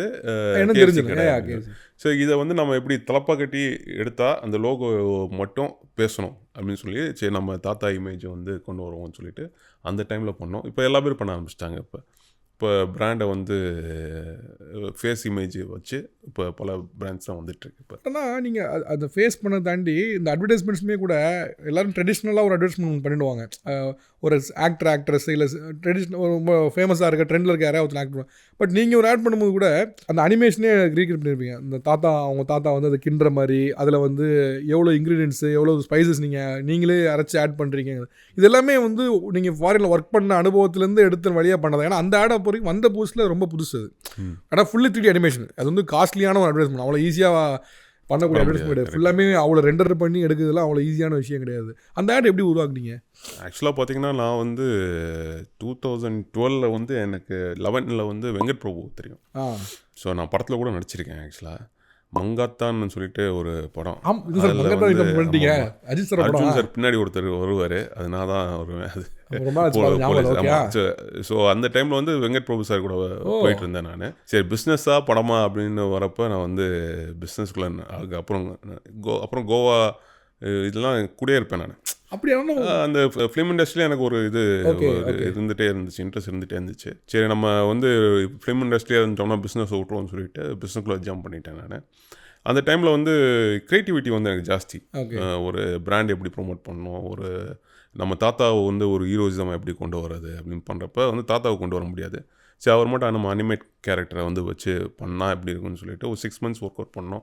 ஸ்டோரி லைனை க்ரியேட் பண்ணிவிட்டு அப்புறம் ஆர்ட் ஒர்க் பண்ணி ஸ்டோரி போர்டு எல்லாம் பண்ணி பக்கா ஒரு படத்துக்கு என்ன பண்ணோமோ அது வந்து பண்ணி அதுக்கப்புறம் கோயம்புத்தூரில் எனக்கு சிவபிரசாத்னு சொல்லிட்டு ஒரு நல்லா தெரியும், ஒரு அனிமேஷன் மேக்கர். ஸோ அவர்கிட்ட கொடுத்து அவர் இப்போ சில படம்லாம் பண்ணிகிட்ருக்காரு. நல்லா மெயினான மூவிஸ் அவர்லாம் பண்ணிகிட்ருக்காரு அனிமேஷன்ஸு ஃபுல்லாகவே. ஸோ அவர்கிட்ட கொடுத்து இது மட்டும் ஸ்டோரி போர்டை கொடுத்து அதை அப்படியே க்ரியேட் பண்ணி ஒரு 6 months ஆச்சு. அப்புறம் நல்ல ஒரு சாங் வேணும் இதுக்கு. சும்மா அவர் நடந்துட்டு இருந்தோம்னா வந்து ஒரு ஹீரோ வந்து சும்மாவே நடந்துட்டு இருந்தா வச்சுக்கோங்க, ஹீரோ பேக்ரவுண்ட் இல்லாமல் பார்க்க முடியாது. ஸோ நல்ல சாங் வேணும்னு சொல்லிட்டு இவர் கார்கி இருக்கார்ல, வைரமுத்து கார்கி, அவரை வச்சு பாட்டு எழுதி, அப்புறம் கார்த்தி அவர் ஃப்ரெண்டு கார்த்தி சிங்கர் கார்த்தி அவர்லாம் வந்து மியூசிக் பண்ணவன தான் வந்து இந்த டீம் இருக்கும் போலயே. ஆமாம் இல்லை பிராண்டுக்காக கூட பண்ணலாம் எப்படி? ஆமாம் சரி நம்ம பிராண்டு தாத்தாவை காட்டுறோம், சரி ஃபர்ஸ்ட் டைம் மக்களுக்கு காட்டுறோம் அப்படின்னு சொல்லிட்டு அந்த பாட்டு நல்லா இருக்கும். தீ மூட்டி பாசம் கொட்டி சமைச்சது திண்டுக்கல் தலப்பா கட்டி, நெய் ஊற்றி சமைச்சது திண்டுக்கல் தலப்பா கட்டி அப்படின்னு சொல்லிட்டு வரிகள்லாம் சூப்பராக இருந்துச்சு. பாட்டும் செம்ம சீமன் சின்ன குழந்தைங்க இதெல்லாமே வந்து பாடக்கூடிய அந்த வீடியோஸ் இன்னும் இருக்கு. அந்த டைமில் வந்து சின்ன குழந்தைங்க கூட அந்த தலப்பாய் கட்டிட்டு சமைக்கிற மாட்டோம் பாடுங்க. ஸோ அந்த டைமில் நல்லா ஆகிட்டு. ஸோ அதுக்கப்புறம் பிராண்டு இன்னும் கொஞ்சம் நல்லா நல்லா ஞாபகம் இருக்குது எனக்கு. பிகாஸ் சில பிராண்டுன்னு சொன்ன உடனே சில அட்வர்டைஸ்மெண்ட் தான் ஃபஸ்ட் ஞாபகம் வரும். இப்போ உருடாக்கு வந்து ஒரு மொட்டை போட்ட ஒரு ஆள் வந்து நல்ல கொம்பு வச்சுட்டு அது ஒன்று இருக்கும். ஸோ அந்த மாதிரி ஒவ்வொருக்கும் ஒவ்வொரு பிராண்டு ஞாபகம் வரும். அது மாதிரி தலப்பா கட்டிங்கப்போ டக்குன்னு அந்த தலப்பா கட்டின ஒரு தாத்தாங்கிற இமேஜ் ரெஜிஸ்டர் ஆயிடுச்சுனாலே ஜெயிச்சிட்டானது. அந்த வகையில் நீங்கள் எவ்வளோ ஸ்பெண்ட் பண்ணி தெரியல, பட் எண்ட் ஆஃப் தி டே ஒர்த்தான்னு கேட்டால் அது 100%. ஏன்னா எனக்கு ஃபஸ்ட் டைம் அந்த கோச்சடா முடிச்சிட்டேன். ஆக்சுவலாக இந்த கோச்சடான்னு நீங்கள் பார்த்துருக்கீங்க, அது ஒரு அனிமேஷன். அடுத்தது அது முடிஞ்சிட்டு வந்த அட்வர்டைஸ்மெண்ட் நம்ம அட்வர்டைஸ்மெண்ட். ஸோ கரெக்டாக பார்த்தீங்கன்னா அந்த டைம்லேயே நம்ம டெக்னாலஜி யூஸ் பண்ணி தான் பண்ணியிருக்கோம். நார்மலாக ஒரு செலிப்ரிட்டி வச்சு பண்ணுவாங்க எல்லாம் அட்வர்டைஸ்மெண்ட்டு. இது வந்து செலிப்ரிட்டியே இல்லாமல் ஒரு பிராண்ட் தாத்தா எப்படி நம்ம வந்து கொண்டு போகலாம் மக்கள்கிட்ட அப்படின்னு கிரியேட் பண்ணால் தான் வந்து தீமூட்டி பாசங்குட்டி சமைச்சது திண்டுக்கல். ஆக்சுவலாக பொதுவாக டெலிவிஷன் கமர்ஷியலே கொஞ்சம் எக்ஸ்பென்சிவ் தான், பட் டிஜிட்டலில் பார்க்கும்போது கொஞ்சம் எக்ஸ்பென்சிவ் தான். இப்போ இந்த இது பண்ணும்போது கொஞ்சம் எக்ஸ்பென்சிவ் பயங்கரமாக இருக்குமே அதுக்கு. இல்லை அந்த டைம்லேயே ஒரு 30 lakhs 35 lakhs ஸ்பெண்ட் பண்ணோம் அந்த இதுக்கு. எவ்வளோ இம்பார்ட்டன் நீங்கள் அட்வர்டைஸ்மெண்ட்டை அதில் ஒரு ஜஸ்ட் ஒரு அட்வர்டைஸ்மெண்ட்டு யாரோ தெரிஞ்ச முகத்தை வச்சு பண்ணுறோம் அப்படிங்கிற தாண்டி ஒரு பிராண்டுக்கு செலவு பண்ணக்கூடிய அந்த வேல்யூன்னு இருக்குல்ல, இது எவ்வளோ இம்பார்ட்டன் நினைக்கிறீங்க? தலப்பா கட்டி பொறுத்த வரைக்குங்க அது ஒரு ட்ரெடிஷ்னல் பிராண்டு, ஒரு ஹிஸ்ட்ரி இருக்குது. 1957 இருக்குது அப்படின்னா வந்து நம்ம வந்து ஒரு செலிப்ரிட்டி கலர்ஃபுல்லான செலிப்ரிட்டி வச்சு பண்ண முடியாது. அது வந்து காமெடி இதாகிரும். ஸோ ஒரு க்ரியேட்டிவ் ப்ராசஸ் தேவைப்படுது அதுக்கு. இதே வந்து ஜுவல்லரி ஆடு இதெல்லாம் பார்த்தீங்கன்னா வந்து செலிப்ரிட்டி வந்து இந்த ஜுவல் போட்டு காட்டுறது ஓகே. பட் ஒரு சாப்பாடு ஒரு ட்ரெடிஷ்னல் பிராண்ட் வந்து ஒரு ஃபீலிங்கோடு சொல்லணும், ஒரு மக்களுக்கு வந்து அங்கே மனசில் பதியணும். அது கரெக்ட். நாங்கள் வந்து கரெக்டான சாப்பாடு கொடுக்குறோம், வீட்டில் நீங்கள் எப்படி சமைக்கிறீங்க, வீட்டு சாப்பாடு கொடுக்க மாட்டோம், அந்த சாப்பாடு இருக்கும் அப்படின்னு சொல்கிறது வந்து ஒரு அட்வர்டைஸ்மெண்ட்டாக நீங்கள் சொன்னீங்கன்னா கரெக்டாக போய் சார். ஓகே, இதே நான் பீஸா பீஸா ஷாப் வச்சுருக்கேன்னா இந்த அட்வர்டைஸ்மெண்ட்டு தேவைப்படுது. கரெக்ட். ஆக்சுவலாக இப்போ அடுத்ததுக்கு வந்தோம்னா இது ஒரு பெரிய லாங் டைம் டிபேட் கிடையாது. பட் ஆனால் பிரியாணியில் வந்து டிபேட்டு தான், ஜீரக சம்பாவா பாஸ்மதியா அப்படின்னு. பர்சனலாக எனக்கு பிடிச்சது வந்து ஜீரக சம்பா. ஏன்னா எனக்கு எதுக்கு பிடிச்சுன்னா அது எனக்கு சாப்பிட்டா கொஞ்சம் லைட்டாக ஃபீல் ஆகிற மாதிரி இருக்கும். பாஸ்மதி கொஞ்சம் ஆயிலாகவும் அது சாப்பிட்டா ரொம்ப ஜீரணிக்கிற மாதிரி ஃபீல் ஆகும். ஜீரக சம்பா வந்து இன்றைக்கி சென்னையில் நிறைய ரெஸ்டாரண்ட்ஸில் இருக்குது. பட் டு பி ஃப்ராங்க் ஆரம்பிக்கும் போது பார்த்தீங்கன்னா அந்த திண்டுக்கல் சவுத்தில் இருக்கும், சங்கரன்கோயிலில் சில இடத்துல உண்டு. அந்த மாதிரி சவுத்தில் சில இடத்துல மட்டும் தான் ஜீரக சம்பா இருக்கும். பாஸ்மதி அங்கே பார்க்க முடியாது. வேறு இங்கே வந்து ஜீரக சம்பா பார்க்க முடியாதுங்க மாதிரி இருந்தது. இங்கே வந்தால் ஜீரக சம்பா ஒர்க் அவுட் ஆகும்னு ஒரு கால் எடுக்கிறது இருக்குல்ல, ஏன்னா மெயின் அது உங்களோட டிஷ்ஷு. ஸோ அந்த கால் எப்படி எடுத்தீங்க? எல்லா பக்கமும் பாஸ்மதி இருக்குது. ஏன்னா 50 ரூபாலேருந்து 200 ரூபாய்க்கு பிரியாணி கிடைக்குது, எல்லாமே பாஸ்மதி இருக்குது. ஜீரக சம்பா போட்டால் இதை ஃபஸ்ட்டு பிரியாணியான்னு ஏற்றுப்பாங்களான்னு ஒன்று இருக்குல்ல. ஏன்னா அந்த ரைஸ் வந்து உங்களுக்கு வந்து நார்மல் ரைஸ் மாதிரி இருக்கும், டொமேட்டோ ரைஸ்னு சொல்லிடுவாங்க, இல்லை வந்து என்ன எப்படி இருக்குது அப்படின்றாங்க. ஸோ இது ஒர்க் அவுட் ஆகும் அப்படிங்கிற ஒரு காலை எப்படி எடுத்தீங்க? நான் 2007 வரப்போ இங்கே ஒரு 10-15 ரெஸ்டாரண்ட் வந்து இங்கே சாப்பிட்ருப்பேன். அந்த என்னடா கொடுக்குறாங்க அப்படின்னு பார்த்தீங்கன்னா வந்து மோஸ்ட்லி வந்து பாய் கடை பிரியாணி ஸ்டைலில் வந்து பாஸ்மதி அந்த தக்காளிலாம் போட்டு மட்டன் போட்டு குக் பண்ணக்கூடியது. சரி சாப்பிட்டு இது வந்து மக்கள் ஏற்றுக்கிறாங்க. ஏன் நம்ம சீரக சம்பா பிரியாணின்னு தேடிட்டு இருந்தேன். அப்போ எங்கேயாச்சும் சீரக சம்பா பிரியாணி கிடைக்கிதா, டேஸ்டான சீரக சம்பா பிரியாணி ஒரு கடையிலையும் வந்து இல்லை. நான் வந்து செட்டிநாடு ரெஸ்டாரண்ட்லேயும் போய் சாப்பிட்ருக்கேன். அந்த காலத்து ஃபேமஸ் செட்டிநாடு ரெஸ்டாரண்ட்லேயும் போய் சாப்பிட்ருக்கேன். அந்த காலத்தில் காரைக்குடி இருந்துச்சு, அஞ்சப்பர் இருந்துச்சு, பொன்னுசாமி, இந்த பிராண்ட்ஸ்லாம் இருந்துச்சு. ஸோ அவங்களாம் வந்து சீரக சம்பா யூஸ் பண்ணலாம், பாஸ்மதியாக யூஸ் பண்ணிட்டு இருந்தாங்க. ப்ளஸ் லோக்கல் பாய் கடை ஸ்டைல்லையும் புகாரி போய் சாப்பிட்ருக்கோம். ஸோ எல்லாம் ஃபேமஸான ரெஸ்டாரண்ட்ஸாக போய் சாப்பிட்டாச்சு. இந்த டேஸ்ட்டு வந்து நம்ம கொடுக்குற டேஸ்ட்டு இங்கே யார்ட்டையும் இல்லை, சீரக சம்பா யார்ட்டையும் இல்லை. நம்ம போட்டால் கண்டிப்பாக ஒரு சில மக்கள் இங்கே வாழ்கிற மக்கள், ஏன்னா இங்கேருந்து நம்ம ஊர்லேருந்து திருச்சியிலேருந்து வந்திருப்பாங்க, மதுரையிலேருந்து வந்திருப்பாங்க, அவங்க நேட்டிவ் டேஸ்ட் அவங்க நேட்டிவ் டேஸ்ட்டு வந்து இங்கே கிடைக்கலையே அப்படின்னு சில பேர் கொஞ்சம் இருக்காங்க அப்படின்னு நினச்சிட்டு தான் வந்து இங்கே போட்டேன். ஃபஸ்ட்டு போட்ட ஒரு 10 நாள் கூட்டமே இல்லை. அப்புறம் யோசித்தேன், சரி சீரக சம்பா ஹிட் ஆகாதுன்னு. அதுக்கப்புறம் சரி ஏன் நம்ம வந்து அட்வைஸ் பண்ணல. ஃபஸ்ட்டு யாருக்குமே தெரியாது, திண்டுக்கல் தலப்பாக்கட்டி பெரிய பேர், நம்ம போட்டோம், இப்போ வந்தோடனே கூட்டம் சக்கச்சன்னு வந்துடும் அப்படின்னு நினச்சேன் நான். ஆனால் நினைக்கல. ஒரு 10 நாள் சரி. அப்புறம் ஸ்லோவாக வந்து தினத்தந்தி, இந்து, அந்த டைமில் வந்து சோஷியல் மீடியா அவ்வளோக்கா வந்து இல்லை. பார்த்திங்கன்னா அப்போ தான் ஃபேஸ்புக்கு அதெல்லாம் ஸ்டைலில் வந்துட்டு இருந்துச்சு. அப்போ வந்து பேப்பர் அட்வர்டைஸ்மெண்ட்ஸ்லாம் வந்து ஜாஸ்தி பண்ணுவாங்க. ஸோ அப்போ வந்து பேப்பர் அட்வர்டைஸ்மெண்ட்டில் சீரக சம்பானா என்ன அப்படின்னு சொல்ல ஆரம்பித்தேன். எங்கேருந்து வந்த ரைஸு, எந்த மீட் யூஸ் பண்ணுறோம், என்ன மசாலா யூஸ் பண்ணுறோம் அப்படின்னு சொல்லிட்டு ஒரு அட்வர்டைஸ்மெண்ட் வந்து அதுக்கு ஸ்பெண்ட் பண்ணேன். எக்ஸ்பிளைன் அபவுட் சீரக சம்பா பிரியாணி, சவுத்து சைட்லேருந்து வந்த பிரியாணி அப்படின்னு சொல்லிட்டு. ஸோ அதை பார்த்து வந்து மக்கள் வந்து சாப்பிட ஆரம்பித்தாங்க. ப்ளஸ் அங்கே நம்ம மதுரை ஊர்லேருந்து, திருச்சி ஊரில் இருந்து, அந்த நம்ம நாகர்கோயில் அந்த பெல்ட்லாம் வந்து சாப்பிட ஆரம்பித்த பின்னாடி ஓகே அப்படின்னு. ஸோ இப்போ கூட பெருமையாக இருக்குது, சீரக சம்பா வந்து ஃபஸ்ட்டு சென்னைக்கு இன்ட்ரடியூஸ் பண்ணதே தலப்பாக்கட்டி தான். அப்படியா? இப்போ இன்றைக்கி இருக்க ரெஸ்டாரண்ட்ஸ்லாம் அதுக்கப்புறம் வந்தது தான்? ஆமாம், இப்போ இருக்க ரெஸ்டாரண்ட்ஸ்லாம் அதுக்கப்புறம் வந்தது. 2007 வந்து சாப்பிட்றப்ப திண்டுக்கல் தலப்பாக்கட்டி தான் வந்து ஃபஸ்ட்டு சீரக சம்பா அப்படின்னு ஒரு பிரியாணியை இன்ட்ரடியூஸ். ஓகே. ஆக்சுவலாக இப்போ இன்றைக்குமே ஜீரக சம்பா மேலே அதை பிரியாணி கன்சிடர் பண்ண மாட்டேன்னு சொல்கிறவங்க சில பேர் இருக்காங்க. அது சென்னை நேட்டிவாக இருக்கவங்க வந்து இது பிரியாணி சாப்பிட்ட மாதிரி எனக்கு ஃபீல் கிடைக்கல, ஏதோ டொமேட்டோ ரைஸ் சாப்பிட்ட மாதிரி ஃபீல் கிடைக்குன்னு சொல்கிறவங்க இருக்காங்க. ஃபஸ்ட்டு நீங்கள் இன்ட்ரடியூஸ் பண்ணோன்னா என்ன இதை என்னவா சொன்னாங்க? ஃபஸ்ட்டு இன்றைக்கி ஜீரக சம்பாக்கு தனி ஒரு செட்டை வந்துட்டாங்க. பட் ஃபஸ்ட்டு இன்ட்ரடியூஸ் பண்ணப்போ என்ன இது ஏற்பட்டுச்சு? என்ன மஞ்சள் சோறு மாட்டம் இருக்குது, டொமேட்டோ ரைஸ் மாட்டம். அதே தான். ஆக்சுவலாக நாங்கள் டொமேட்டோ யூஸ் பண்ண மாட்டோம். இருந்தாலும் ஏன்னா புதுசாக டொமேட்டோ ரைஸ் மாட்டம் இருக்குது, மசாலா ரைஸ் மாட்டம் இருக்குது அப்படின்னு சொல்லி பல இது. இவங்க வந்து இந்த பாஸ்மதி அது என்னன்னா ஒரு மைண்ட் செட் என்னன்னா, ரைஸில் வந்து ஒரு 2 சுப்பீரியர் குவாலிட்டி இன்ஃபீரியர் குவாலிட்டி ஒன்று இருக்குன்னு நினச்சிக்கிறாங்க. பிகாஸ் அவங்க என்னன்னா ட்ரெடிஷ்னல் டெய்லி ரைஸ் சாப்பிட்ற ரைஸ் மாதிரியே ஒரு ஜீரக சம்பா இருக்கிறதுனால எனக்கு ரைஸ் சாப்பிட்ற ஃபீலே கிடைச்சிருதுன்னு சில பேர் உணர்றாங்க. அது ஒரு காரணமாக இருக்கும். இல்லை, பாஸ்மதியே லோ குவாலிட்டி இருக்குது, ஹை குவாலிட்டி. அதான் சீரக சம்பாலையும் லோ குவாலிட்டி ஒன்று இருக்குது, ஹை குவாலிட்டி இருக்குது. சில சீரக சம்பா ரைஸ்லாம் பார்த்தீங்கன்னா வந்து பாஸ்மதி ரைஸோட, இந்தியா கேட் பாஸ்மதி ரைஸோட அதிகமாக தான் இருக்குது. ஏன்னா வந்து அதோட உற்பத்தி ப்ரொடக்ஷன் வந்து ரொம்ப கம்மி, ஒரு சில இடத்துலாம் கிடைக்கும். பாஸ்மதி வந்து நீங்கள் you can get it everywhere. So இந்த ரைஸ் வந்து ஒரு சில இடத்துல ஒரு ஜோன்லாம் வந்து இந்த கல்டிவேட் பண்ணுவாங்க. ஆக்சுவலாக பாஸ்மதியோட ஜீரக சம்பா சாப்பிடும்போது கொஞ்சம் லைட்டாக இருக்க மாதிரி ஃபீல் ஆச்சு, எனக்கு பர்சனலாக ஃபீலாக இருக்கும்.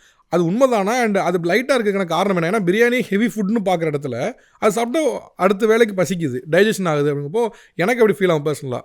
அது உண்மைதானா இல்லை அது இல்லை காரணம்? சீரக சம்பா வந்து டைஜஷனுக்கு கேலரி வந்து பார்த்தீங்கன்னா பாஸ்மதிக்கும் சீரக சம்பாவுக்கு வந்து சீரக சம்பாவோட கேலரிஸ் வந்து கம்மியான கேலரிஸ். எவ்வளோ வரும் இப்போ பாஸ்மதி?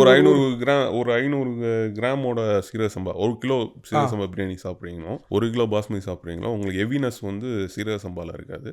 பட் பாஸ்மதியில் அப்படி இந்த ஹெவினஸ் இருக்கும். ஏன்னா வந்து ஈஸியாக டைஜஷனுக்கு ப்ராசஸ்க்கு வந்து டக்குனு ஆகும்.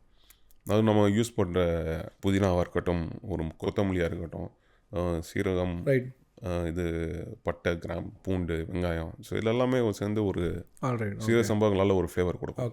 இது வந்து சீரக சம்பா என்ன பண்ணுவோன்னா ஃப்ளேவர் வந்து அப்சர்வ் பண்ண ஆரம்பிக்கும். அந்த மசாலா ஃப்ளேவர்ஸ் எல்லாத்தையும் வந்து அப்சர்வ் பண்ணி இதை வந்து இன்டாக்ட் பண்ணி வச்சுக்கிறோம். ஸோ அதனால் வந்து ஒரு ரைஸ்லேயும் உங்களுக்கு அந்த ரைஸ் ஃப்ளேவர், அந்த மசாலா ஃப்ளேவர்.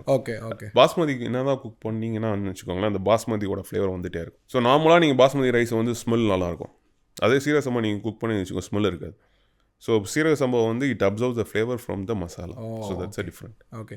சீரக சம்பா இதில் நிறைய வெரைட்டி இருக்குது. நீங்கள் என்ன வெரைட்டி யூஸ் பண்ணுறீங்க? நாங்கள் யூஸ் பண்ணுற வெரைட்டி வந்து திருச்சி பெல்ட்டில் கூடிய ஒரு வெரைட்டி இருக்குங்க, அது சொல்லக்கூடாது. ஸோ அதான் சீக்ரெட் ரெசிபியா? ஓகே. அது பிராண்டு, ஒரு பர்டிகுலர் பிராண்டு யூஸ் பண்ணுறோம். ஓகே. ஸோ திருச்சி பெல்ட்டில் இருக்க விளையக்கூடிய டெல்டா பெல்ட்டில் இருக்கக்கூடிய டெல்டா பெல்ட்டா மெயின். ஓகே, அதுதான் மெயினாக யூஸ் பண்ணுறேன். கரெக்ட். ஓகே. ஸோ அதில் அதுதான் உங்களுடைய தான். இப்போ ஸ்பைசஸ் நீங்கள் தான் பண்ணுறீங்க எல்லாமே? இல்லை, ஸ்பைசஸ் வந்து வீட்டில் பண்ணுறாங்க, அது ஊரில் பண்ணுறாங்க, திண்டுக்கல்லில்.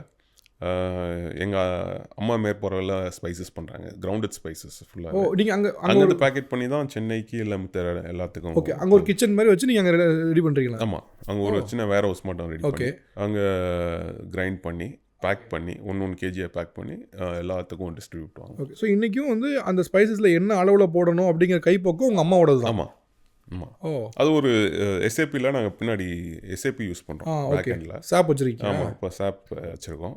ஸோ அது 10 கிலோ மசாலா, பிரியாணி மசாலா வேணும்னா அது கரெக்டாக கொடுத்துரும். ஓ ஓகே, பட்டை எவ்வளோ போடணும், இது எவ்வளோ யூஸ் பண்ணணும் அப்படின்னு சொல்லிட்டு கரெக்டாக கொடுத்தோம். அதுக்கேற்ற மட்டும் அரைச்சி ஒரு கிலோவாக பேக் பண்ணி எங்கெங்கே கேட்குறாங்களோ அங்கேருந்து ரெக்வஸ்ட் வரும், இண்டியன் பண்ணுவாங்க, அதை பேஸ் பண்ணி இங்கேருந்து அமுச்சு விடுவோம் நாங்கள். ஓகே, ஆக்சுவலாக இப்போ ஒவ்வொரு ரெஸ்டாரண்ட்டுக்கும் ஒவ்வொன்று வந்து ரொம்ப யூனிக் பாயிண்ட்டாக இருக்கும். உங்களை பொறுத்த வரைக்கும் நீங்கள் ஸ்பைசஸ் தான் ஒரு பெரிய யூனிக் பாயிண்ட்டாக இன்றைக்கும் மெயின்டைன் பண்ணுறீங்க. எப்படி இந்த சீக்கிரட்டை மெயின்டைன் பண்ணுறீங்க? ஸ்மெல்லே உங்களுக்கு தெரியும். அந்த மட்டன், ரைஸ், அந்த ஸ்மெல், ஓகே, 3 சேர்த்து அந்த கிரேவியோட மிக்ஸ் பண்ணி சாப்பிட்றப்ப உங்களுக்கு கண்டிப்பாக அந்த டிஃப்ரென்ஸ் வந்து தெரியும். கண்டிப்பாக. இப்போ இந்த ஸ்பைசஸ் தான் உங்களுக்கு main USB, main unique point. இதோட சீக்கிரட்டை எப்படி மெயின்டைன் பண்ணுறீங்கன்னா, இத்தனை வருஷங்கப்போ உங்ககிட்ட வேலை பார்த்தவங்க நிறைய பேர் வெளியே ரெஸ்டாரண்ட் ஓப்பன் பண்ணியிருப்பாங்க, இல்லை உங்ககிட்ட இருக்க ரெசிபி எடுக்கணுன்னே கூட சில பேர் வந்து உங்கள்கிட்ட ஜாயின் பண்ணியிருப்பாங்க. அது ஒரு மாதிரி குரூஷியலான ஒரு சின்ன டைனி ஸ்பேஸ் தான். எப்படி இந்த சீக்கிரட்டை வந்து மெயின்டைன் பண்ணுறீங்க? அதான் எங்கள் ஊரில் பண்ணிகிட்ருக்கோம். ஃபுல்லாகவே பார்த்தீங்கன்னா எங்கள் சொந்தக்காரங்க, ஸோ மோஸ்ட்லி லேடிஸு. ஓகே, அத்தைமார்க அவங்க ஏரியா. ஸோ இது எல்லாமே பார்த்தீங்கன்னா நம்ம லேடிஸ்னால உங்களுக்கு தெரிஞ்சவங்க க்ளோஸ் ரிலேட்டிவ்ஸ் மட்டும் அந்த இடத்துல இருப்பாங்க. அத்தையோட பொண்ணு வேலை செய்வாங்க. ஓகே, அவங்க ஒரு இதில் டிபார்ட்மெண்ட்டில் அவங்க வேலை செய்வாங்க. க்ளோஸ்டாக லேடிஸ் ஒர்க் பண்ணனால வந்து அந்த மசாலா வந்து மெயின்டைன் பண்ண முடியும். இன்றைக்கும் வந்து எங்கள் பிரியாணியில் பெப்பர் யூஸ் பண்ணுறாங்கன்னு நினச்சிட்டு இருக்காங்க. ஆனால் நான் பெப்பர் யூஸ் பண்ணல. ஏன்னா இப்போ அவன் பிரியாணி வந்து கலர் வந்து ரொம்ப டார்க்காக இருக்குது, பெப்பர் யூஸ் பண்ணுறாங்க, சில பேர்லாம் பெப்பர் யூஸ் பண்ணுறாங்க அப்படின்னு சொல்லிட்டு யூடியூப்பில் திண்டுக்கல் தலப்பாக்கட்டி செய்வது எப்படி அப்படின்னு போட்டால் பெப்பர் ஒன்று இருக்குது. யோசித்தேன், தக்காளி போடுறாங்க. தக்காளி நாங்கள் யூஸ் பண்ணுறதே இல்லை. எங்கள் பிரியாணியில் தக்காளி யூஸ் பண்ணுறீங்களா? அது நாங்கள் தக்காளி யூஸ் பண்ண மாட்டோம். தக்காளி போட்டால் தக்காளி சொருமாட்டாயிரும் அந்த பிரியாணி. நீங்கள் தக்காளி போட்டு கிண்டுறீங்கன்னு வச்சுக்கோங்களேன். நான் வந்து ஆக்சுவலாக தக்காளி சோறு தான் பண்ணுறேன். நான் நீங்கள் பாஸ்மதி போட்டிங்க, நீங்கள் இது போட்டிங்கன்னா வெங்காயம் தக்காளி சோறு எப்படி பண்ணுவீங்க? அதில் நீங்கள் மீட்டு போடுறீங்க, அவ்வளோதான். தக்காளி நாங்கள் பண்ணுற பிரியாணி தக்காளி கிடையாது, பெப்பர் கிடையாது. நாங்கள் ஒரு யூனிக்கான ஸ்பைஸை யூஸ் பண்ணுறோம். அதை வந்து அவங்க தக்காளி இந்த பிரியாணி செய்வது தக்காளி போட்டுறாங்க, ஓகே ரைட் முடிஞ்சிச்சு. சரி பெப்பரை போடுறாங்க, ஓகே சந்தோஷம். ஸோ இது வரைக்கும் யாருமே பிரியாணி பண்ணல அப்போ இல்லை. ஸோ இதனால வந்து நான் குக்கரி ஷோக்கும் போகிறதில்ல. பல பேர் வந்து குக்கரி ஷோ வந்து பண்ணி கொடுங்க சார் அப்படிங்கிறாங்க. பட் நான் வந்து அந்த ரெசிபியை வந்து இன்டாக்ட் பண்ணணும்னு சொல்லிட்டு இந்த குக்கரி ஷோ கூப்பிட்டாலும் வந்து போகிறதும் கிடையாது. ஓகே, பட் இத்தனை ஆண்டுகள் இதில் நீங்கள் சீக்கிரட்டை மெயின்டைன் பண்ணது பெரிய சந்தோஷம், சிறப்பான விஷயம். பட் யாராவது இதை ப்ரீச் பண்ண ட்ரை பண்ணியிருப்பாங்களா? இல்லை அதை நீங்கள் எப்படி மேனேஜ் பண்ணி? கண்டிப்பாக இவ்வளோ இதில் கண்டிப்பாக உங்களை மாதிரி பிராண்டை நேம் ஆக்கணும்னு நினைக்கிறவங்க இது கண்டிப்பாக யோசிக்காமல் இருக்கிற வாய்ப்பு இல்லை. அதை யாராவது ட்ரை பண்ணாங்களா? பண்ணியிருக்காங்க. பட் அந்த காப்பி பண்ண முடியாமல் கொஞ்சம் பேர், ஏன்னா சில பேர் என்ன பண்ணுறாங்க, பட்டையை இன்க்ரீஸ் பண்ணிடுறாங்க. அந்த கரெக்டாக ஒரு சில பேர் வந்து கேப்சர் பண்ணிட்டாங்க மசாலா இதானே. பட் ஒரு இடத்துல வந்து பார்த்திங்கன்னா பட்டை வந்து இன்க்ரீஸ் பண்ணிவிட்டு கண்ணகிரேன்னு இருக்கும் பிரியாணி, அந்த பட்டை ஸ்மெல் தான் வரும் சாப்பிட்றப்ப. ஸோ அப்போ என்னமோ ட்ரை பண்ணி 2-3 இடத்துல பண்ணாங்க. பட் அன்ஃபார்ச்சுனேட்லி அந்த ரெசிபியை காப்பி பண்ண முடியல. ஓகே, ஸோ நீங்கள் வந்து எல்லா மசாலாவும் வந்து ஒரு அளவுக்கு மீறி இருக்கக்கூடாது. இப்போ நான் வந்து ஒரு திண்டுக்கல்லையே வந்து பல பிரியாணி இருக்குன்னு வச்சுக்கோங்களேன், பார்த்தீங்கன்னா கனகரேன்னு இருக்கும். அப்போனா அங்கே வந்து பட்டை வந்து ஜாஸ்தி இன்க்ரீஸ் பண்ணி கொடுக்குறாங்க. நீங்கள் பட்டை பிரியாணி சாப்பிட்டீங்கன்னு வச்சுக்கோங்க, பட்டை ஸ்மெல் தான் அடிக்கும், நல்லாயிருக்கும் சாப்பிட்றதுக்கு. இல்லை இப்போ சமையல்லே நுட்பமான விஷயம் தானே, தண்ணி தேவையான அளவு, பட்டை தேவையான அளவு எவ்வளோங்கிற பிரச்சனையே. அதை கரெக்டாக அதை மெஷர் பண்ணால் தான் வந்து அந்த தலப்பாக்கட்டி பிரியாணி கிடைக்கும். Right, okay. கிட்டத்தட்ட இப்போ வந்து இந்த அட்லாண்டாவில் இருக்க கோக் ஃபேக்ட்ரி மாதிரி நீங்கள் வந்து அந்த சீக்கிரட்டை வந்து ஒரு வால்ஸில் மெயின்டைன் பண்ணிட்டு இருக்கோம். கண்டிப்பாக. ஆக்சுவலாக நான் விசாரிப்போ சொன்னாங்க, நீங்கள் சின்னமோன் போது வந்து நீங்கள் தேனியில் இது பண்ணுறீங்க அப்படின்னு கேள்விப்பட்டேன். அப்புறம் சரி ஓகே, அது மாதிரி இப்போ இதுக்கும் நீங்கள் இது பண்ணியிருப்பீங்கன்னு தான் கேட்டேன். பட் இது ஒரு முக்கியமான ஒரு ஸ்பைஸ் தான், மெயினான இன்க்ரீடியண்டாக இருந்திருக்கு. இல்லை தேனியில் தான் எல்லாமே வருது. அதான் பட்டை அது நம்ம ஊர் பக்கம். ஸோ அங்கே தான் வந்து ஆக்சுவலாக எல்லாம் பேக் பண்ணி சென்னைக்கு எல்லாமே அமுச்சு விட்றது எல்லாமே அங்கே தான். ஆக்சுவலாக இன்றைக்கி வந்து பிரியாணி வந்து பிடிக்காதுன்னு சொன்னால் எது பிடிக்காதா அப்படின்னு சொல்கிறது அளவுக்கு எல்லாருக்குமே வந்து பிடிச்ச ஒரு ஃபுட்டாக இருக்குது. ஆனால் அதில் இன்னொரு ஆஸ்பெக்ட் என்னென்னா, இது வந்து நிறைய கேலரிஸை ஆட் பண்ணிடுது. அதாவது வந்து ரொம்ப ஹெவியான ஃபுட் வந்து நீங்கள் ஒபீஸ் ஆகிடுவீங்க மாதிரினா ஒரு இமேஜும் இருக்குது. ஒரு பிரியாணி நான் ஒரு 3 ரீசன் சொல்கிறேன், இது ஹெல்த்தியான ஃபுட்டு அப்படின்னு சொல்லுவதுக்கு நான் ஒரு 3 ரீசன் சொல்கிறேன் அப்படின்னா என்ன சொல்லுவீங்க? ஒன்றுங்க, அதுக்கு பெனிஃபிட் சொல்லலாம், என்ன சொல்லுவீங்க? பெனிஃபிட் இருக்குது, பெனிஃபிட்டை சொல்லுங்கள். அப்புறம் பெனிஃபிட் பார்த்தீங்கன்னா வந்து உங்களுக்கு உடம்பு சரியில்லைன்னு வச்சுக்கோங்களேன், ஸோ பிரியாணி இஸ் இந்த எனர்ஜி டல்லாக இருக்கும். ஸோ நீங்கள் அந்த பிரியாணி சாப்பிட்டீங்கன்னா உங்களுக்கு அந்த எனர்ஜி லெவல் வந்து ஃபஸ்ட்டு நல்லாயிருக்கும். ஏன்னா ஃபஸ்ட்டு அதுலேயே ப்ரோட்டீன் இருக்குது, கார்ப்ஸ் இருக்குது, ப்ளஸ் அதுலேயே ஃபைபர் இருக்குது. நான் சொல்கிற புதினா, கொத்தமல்லி இருக்குது. ப்ளஸ் ப்ரோட்டீன்னா மட்டனோ சிக்கனோ, ப்ளஸ் கார்ப்ஸ்னால் உங்களுக்கு ரைஸு. ஸோ 3 சேர்ந்து தான் அந்த காலத்தில் வந்து போர் வீரர்களுக்கு வந்து உங்களுக்கு வந்து போரில் போகிறப்ப டக்குன்னு குக் பண்ணி சாப்பிட்ற உணவாக வந்து பிரியாணி, அதான் பிரியாணியாக வந்து வந்துச்சு. அதை வந்து டிஃப்ரெண்ட் ஏரியாவில் வந்து டிஃப்ரெண்ட்டாக குக் பண்ணிகிட்டு இருந்தாங்க. ஏன்னா அந்த டைமில் வந்து தக்காளிலாம் கிடையாது. நான் சொன்ன அந்த கான்செப்டே வந்து தக்காளி போடாத கான்செப்ட் தான் அது. மீட்டு, ரைஸு, டக்குன்னு ஏதோ வேக வச்சு அப்போலாம் தக்காளிலாம் யூஸ் பண்ணி பிரியாணி குக் பண்ண மாட்டாங்க. ஸோ அது ஒன்று இம்பார்ட்டான விஷயம். என்னென்னா வந்து ஒரு எனர்ஜி வந்து டக்குன்னு கிடைக்கும். சோர்வானீங்கன்னா அதே ஜாஸ்தி சாப்பிடக்கூடாது. நீங்கள் 1.5 கிலோ சாப்பிட்றேன், 1 கிலோ சாப்பிட்றேன், எனக்கு தெரிஞ்சு ஒரு 500 to 600 கிராம்ஸ் வந்து ஐடியலான போர்ஷன். அப்புறம் ரசம் கூட கொஞ்சம் ரசம் சாதம் அது சாப்பிட்டிங்கனாவே கொஞ்சம் டைஜஷனுக்கு இன்னும் கொஞ்சம் நல்லா ஹெல்ப் பண்ணும். செகண்ட் வந்து பார்த்திங்கன்னா உங்களுக்கு வந்து இந்த கேஸ்ட்ரிக் இஷ்யூஸ் இதெல்லாம் இருக்கும். அதில் புதினா போட்டிருக்காங்க, இது பூண்டு, அதெல்லாமே இந்த கேஸ்ட்ரிக் இஷ்யூஸை வந்து சார்ட் அவுட் பண்ணும். ஏன்னா மோஸ்ட்லி பிரியாணி குக் பண்ணுறது வந்து onion plus garlic will be highly used. எங்கள் பிரியாணிலாம் பார்த்தீங்கன்னா கொஞ்சம் கார்லிக் ஃப்ளேவர் வந்து கொஞ்சம் ஜாஸ்தி, பூண்டு ஃப்ளேவர் கொஞ்சம் ஜாஸ்தியாக இருக்கிறதுனால அந்த பூண்டு வந்து இந்த கேஸ் இஷ்யூஸ்க்குலாம் வந்து பெரிய இதாக இருக்கும். ப்ளஸ் வந்து இது வந்து ஒரு உணவு வந்து மத்தியானம் மட்டும் சாப்பிடக்கூடிய உணவு இல்லை, நைட்டும். நான் திருப்பி சொல்கிறேன், 1 கிலோ சாப்பிடக்கூடாது. நீங்கள் சாப்பிட்றது வந்து ஒரு கம்மியாக தான். எங்கள் ஊரில் குவார்ட்டர் பிரியாணிம்பாங்க. குவார்ட்டர்னால் ஒரு 300 கிராம் 250 கிராம் பிரியாணி, 2 பீஸ் மட்டனு கொஞ்சோன்னு இருக்கும். கரெக்டாக வந்து ஒரு எப்போவுமே ஒரு அளவு வந்து ஒரு வயசானவர் வருவார், எப்போவுமே ரெகுலர் கஸ்டமரு எங்கள் ஊரில். இங்கே வந்து 250 கிராம் கொடுத்தா என்னடா பிரியாணி அப்படிமா, விலை கம்மியாக வச்சு நாங்கள் 250 கிராம் கொடுக்குறோம். அதே வந்து விலை ஜாஸ்தியாக வச்சு இங்கே சாப்பிட்றாங்க. ஒரு பவுல்னால் இங்கே அவங்களுக்கு இங்கே பிரியாணினா இங்கே ஃபுல்லாக இருக்கணும், இப்படி ரைஸ் ஃபுல்லாக இருந்தால் இங்கே பிரியாணி அப்படி சென்னைக்கு வந்து அப்படி கொடுக்கணும்.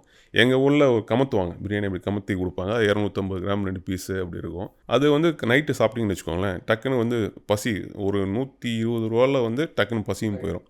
அதே தான் நான் தோசை கொடுக்க போகிறேன். ஒரு 3 தோசை சாப்பிட்டா, ஒரு 2 தோசை சாப்பிட்டா 120 ரூபா வந்துடுது எனக்கு. ஸோ இது ஒரு பிரியாணி சாப்பிட்டிங்கன்னா விலைவாசிக்கு கரெக்டாக வரும். ஆக்சுவலாக ஏன் அதை கேட்டேன்னா, பொதுவாக பிரியாணி பிடிக்கும்னு சொன்னாலும் கூட அதில் இருக்கக்கூடிய சைட் எஃபெக்ட்ஸை நிறைய பேர் சொல்லுவாங்க. அதில் தான் பாசிட்டிவான எஃபெக்ட்ஸ் கேட்டு பார்ப்பேன்னு தான் கேட்டேன் நான். சரி, சைட் எஃபெக்ட்ஸ் எல்லாம் என்ன சொல்லுவீங்க? சைட் எஃபெக்ட்ஸ் வந்து சொன்னீங்கன்னா நல்லா தூக்கம் வரும். அதுவும் வேறு ஒன்றும் இல்லை. சண்டே பிரியாணி சாப்பிட்டு நல்லா தூக்கம் வரும். கொஞ்சம் ஜாஸ்தியாக சாப்பிட்டோம்னா அந்த அசதி, அந்த இது மித்தபடி வந்து உடம்புக்கு ஒன்றும் பண்ணாது. ஆக்சுவலாக சொன்ன மாதிரி கேலரிஸ் தான், எவ்வளோ கேலரி எடுத்துக்கிறீங்க அவங்க உடம்புக்கு தேவையான வச்சு எடுக்கிறது. இப்போ நீங்கள் சொன்னீங்க இல்லை, பிரியாணி வந்து ஊரில் வந்து லேசாக ஒரு சின்ன பவுல் மாதிரி வச்சு இலையில தட்டுறதுன்னு இருக்கும். இங்கே வந்து நான் நிறைய சில ரிவ்யூஸோ இல்லை தெரிஞ்சவங்கள்டே பேசும்போது, தலப்பாக்கட்டியில் வந்து பிரியாணி ஓகே, டேஸ்ட் நல்லா இருக்குது, அந்த ambience service okay, but quality வந்து நிறைய பேர் வந்து கம்மியாக இருக்குங்கிறது ஒரு ஃபீலாக சொல்கிறாங்க. நீங்கள் அதை எப்படி பார்க்குறீங்க? நீங்கள் எங்கள் ஊரில் வந்து சாப்பிட்டு பார்க்கணும். நான் சாப்பிட்ருக்கேன். சங்கரன் கோயிலாம் அவ்வளோ சார்ஜ் பண்ணுறோம்.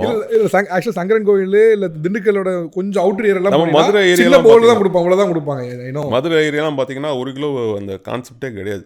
அவங்களுக்கு என்ன ஒரு பிரியாணி அப்படின்னா வந்து எங்களுக்கு ஆஃப் பிளேட்டு, அவங்க குவார்ட்டர். ஆஃப்னா வந்து 500 to 600 கிராமு, குவார்ட்டர்னா 250 கிராம் to 300 கிராம் பிரியாணி கிடைக்கும். அந்த கான்செப்டாக இங்கே இப்போ நாங்கள் வந்து எங்கள் ஊரில் ஆஃப் கான்செப்டாக வந்து இங்கே வந்து நாங்கள் ஃபுல் பிரியாணியாக கொடுக்குறோம். மேபி அவங்க இப்போ ஊரில் இருக்கிற அந்த ப்ரைஸ் வேல்யூவும் இதுவும் மேட்ச் பண்ணி அவங்க அப்படி ஒரு இதுக்கு வராங்களா? ஏன்னா இங்கே வந்து நான் 250 or 300 ஏதோ ஒரு பிரியாணி நான் பே பண்ணுறேன், பட் எனக்கு வர குவான்டிட்டி கம்மியாக இருக்குங்கிறது அவங்களுடைய ஒரு இதுவாக இருந்தது, அதனால கேட்டேன். கரெக்ட்.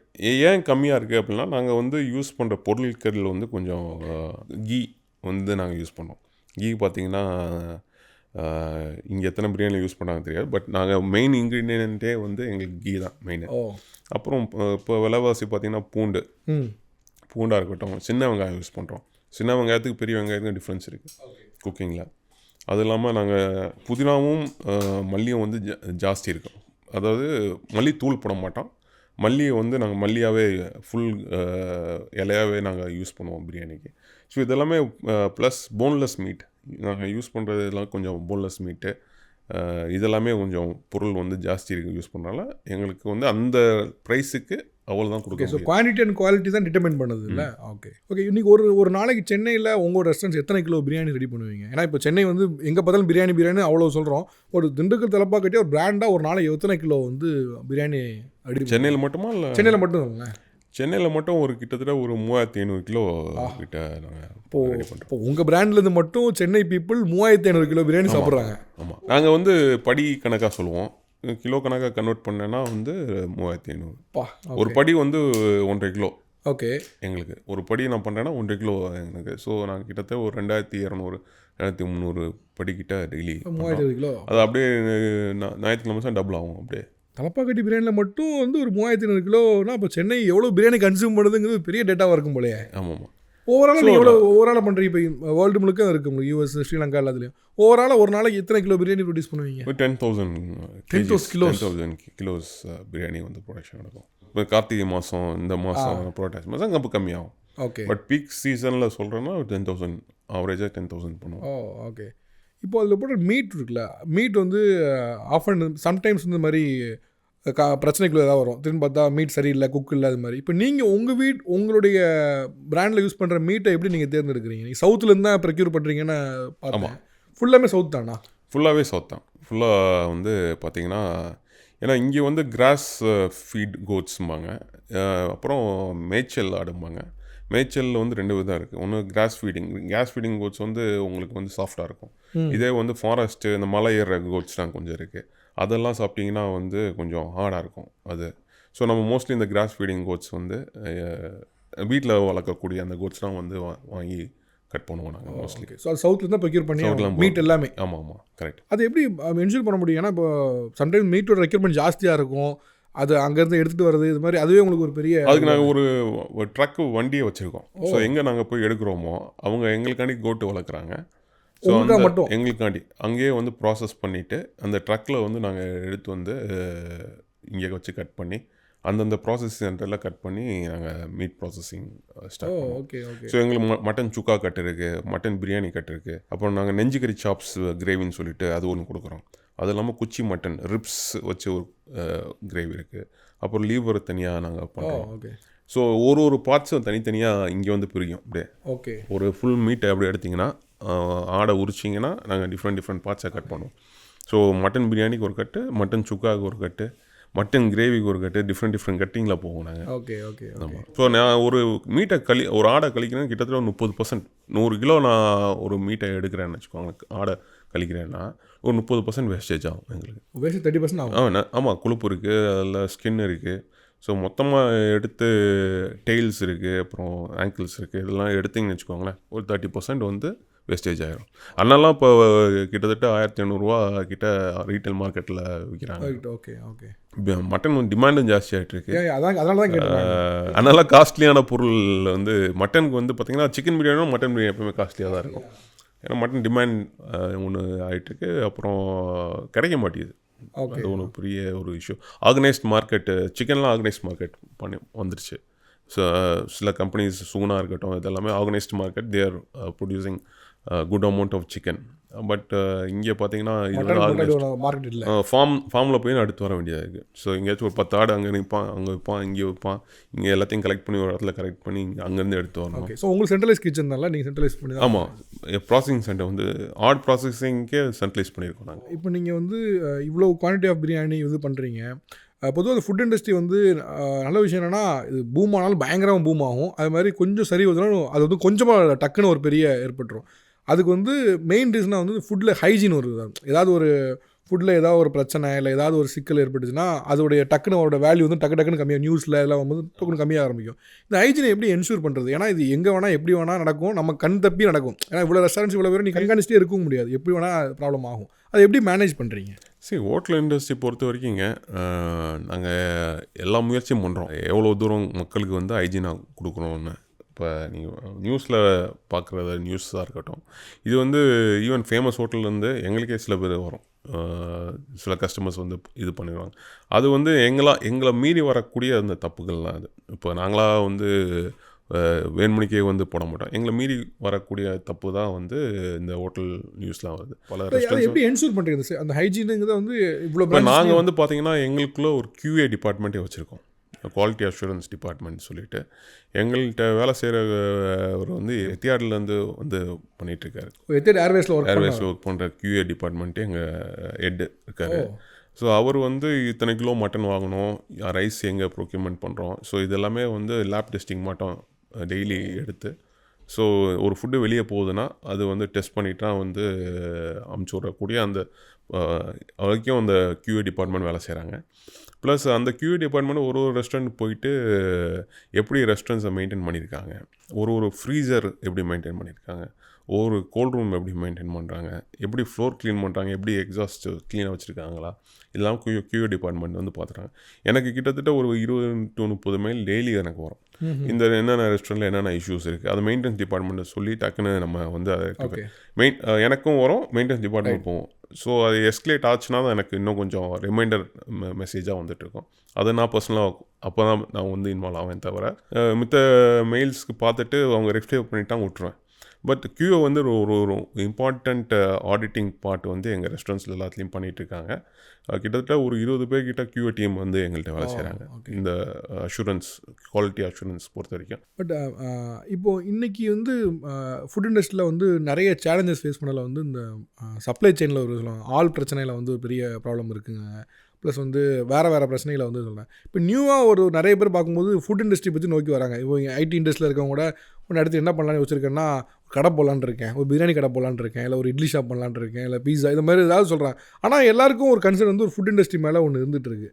அது ஏன் அந்த இப்படி ஒரு பேஷன் டெவலப் ஆச்சுன்னு தெரியல, அண்ட் ஏன் சொல்கிறான்னு தெரியல. பட் உள்ளே வந்த பின்னாடி அவங்க சர்வே ஆனாலும் பார்த்தாங்கன்னா ஒரு 6 months இல்லை மேக்ஸிமம் 1 year அதுக்கப்புறம் என்னால் இந்த பிரச்சனையெல்லாம் இருக்குது, என்னால் ஃபேஸ் பண்ண முடியல அப்படின்னு சொல்லிட்டு அவங்க வந்து என்கிட்ட கை மாற்றிட்டோ இல்லை வந்து அப்படியே ட்ராப் பண்ணிட்டு போனவங்க இருக்காங்க. இன்றைக்கி மாடர்ன் டேயில் இந்த பிரச்சனை ஏன் இருக்குதுன்னு நினைக்கிறீங்க? ஏன் எல்லோரும் இந்த ஃபுட் இண்டஸ்ட்ரியில் ஏதாவது ஒன்று பண்ணணும், பிரியாணியோ இல்லை தோசை கடையோ ஏதோ ஒன்று பண்ண நினைக்கிறாங்களா? இது ஏன் டெவலப் ஆகுதுன்னு நினைக்கிறீங்க? சரி, அவங்க ஃபுட் இண்டஸ்ட்ரி வந்து ரொம்ப ஈஸியான இண்டஸ்ட்ரி நினச்சிக்கிறாங்க. இது வந்து பார்த்திங்கன்னா லேபர் ஓரியன்ட் இண்டஸ்ட்ரி. உங்களுக்கு நீங்கள் ஒரு குக்காக இருந்து நீங்கள் பண்ணுறீங்கன்னா அது ஓகே. பட் நீங்கள் வந்து மித்தவங்கள்ட்ட டிபெண்ட் ஆகிருக்கீங்க, ஒரு தோசை மாஸ்டர் டிபெண்ட் ஆகிருக்கீங்க, இல்லை ஒரு புரோட்டா மாஸ்டர் டிபெண்ட் ஆகிருக்கீங்க, அவன் என்றைக்கு ஓடுவான்னு தெரியாது. ஸோ அது வந்து ரொம்ப பேர் உள்ளுக்குள்ளே வந்திருக்காங்க. இப்போ 100% ஒரு ரெஸ்டாரண்ட் ஓப்பன் பண்ணுறாங்கன்னு வச்சுக்கோங்களேன். ஒரு மக்கள் வந்து ஒரு 100 அதில் 1% தான் சர்வே ஆகிறாங்க. 100 பேர் ஓப்பன் பண்ணுறதுல 100 பேர் ஓப்பன் பண்ணுறாங்கன்னா அது 1% தான் சர்வே ஆக முடியும் இந்த இண்டஸ்ட்ரியில். இது வந்து சினிமா மாட்டோம், பார்க்குறதுக்கு ரொம்ப கலர்ஃபுல்லாக இருக்கும். பட் அதை வந்து உள்ளுக்குள்ளே ரன் பண்ணுறது வந்து அந்த லேபர். நீங்கள் வந்து அவனுக்கு அப்பாவாக இருக்கணும், அம்மாவாக இருக்கணும், அவன் கேட்க அட்வான்ஸை கொடுக்கணும். ஸோ இதெல்லாம் நீங்கள் ஹேண்டில் பண்ண முடிஞ்சால், ப்ளஸ் உங்கள்கிட்ட ஃபேமிலி டைம் ஸ்பெண்ட் பண்ண முடியாது. You have to work 24 hours. நான் சொன்னேனே 24 hours நீங்கள் டைம் ஸ்பெண்ட் பண்ண முடிஞ்சால் நீங்கள் இந்த இண்டஸ்ட்ரிக்குள்ளே வரலாம். பட் சில பேர் வராங்க, சக்ஸஸும் ஆகிறாங்க.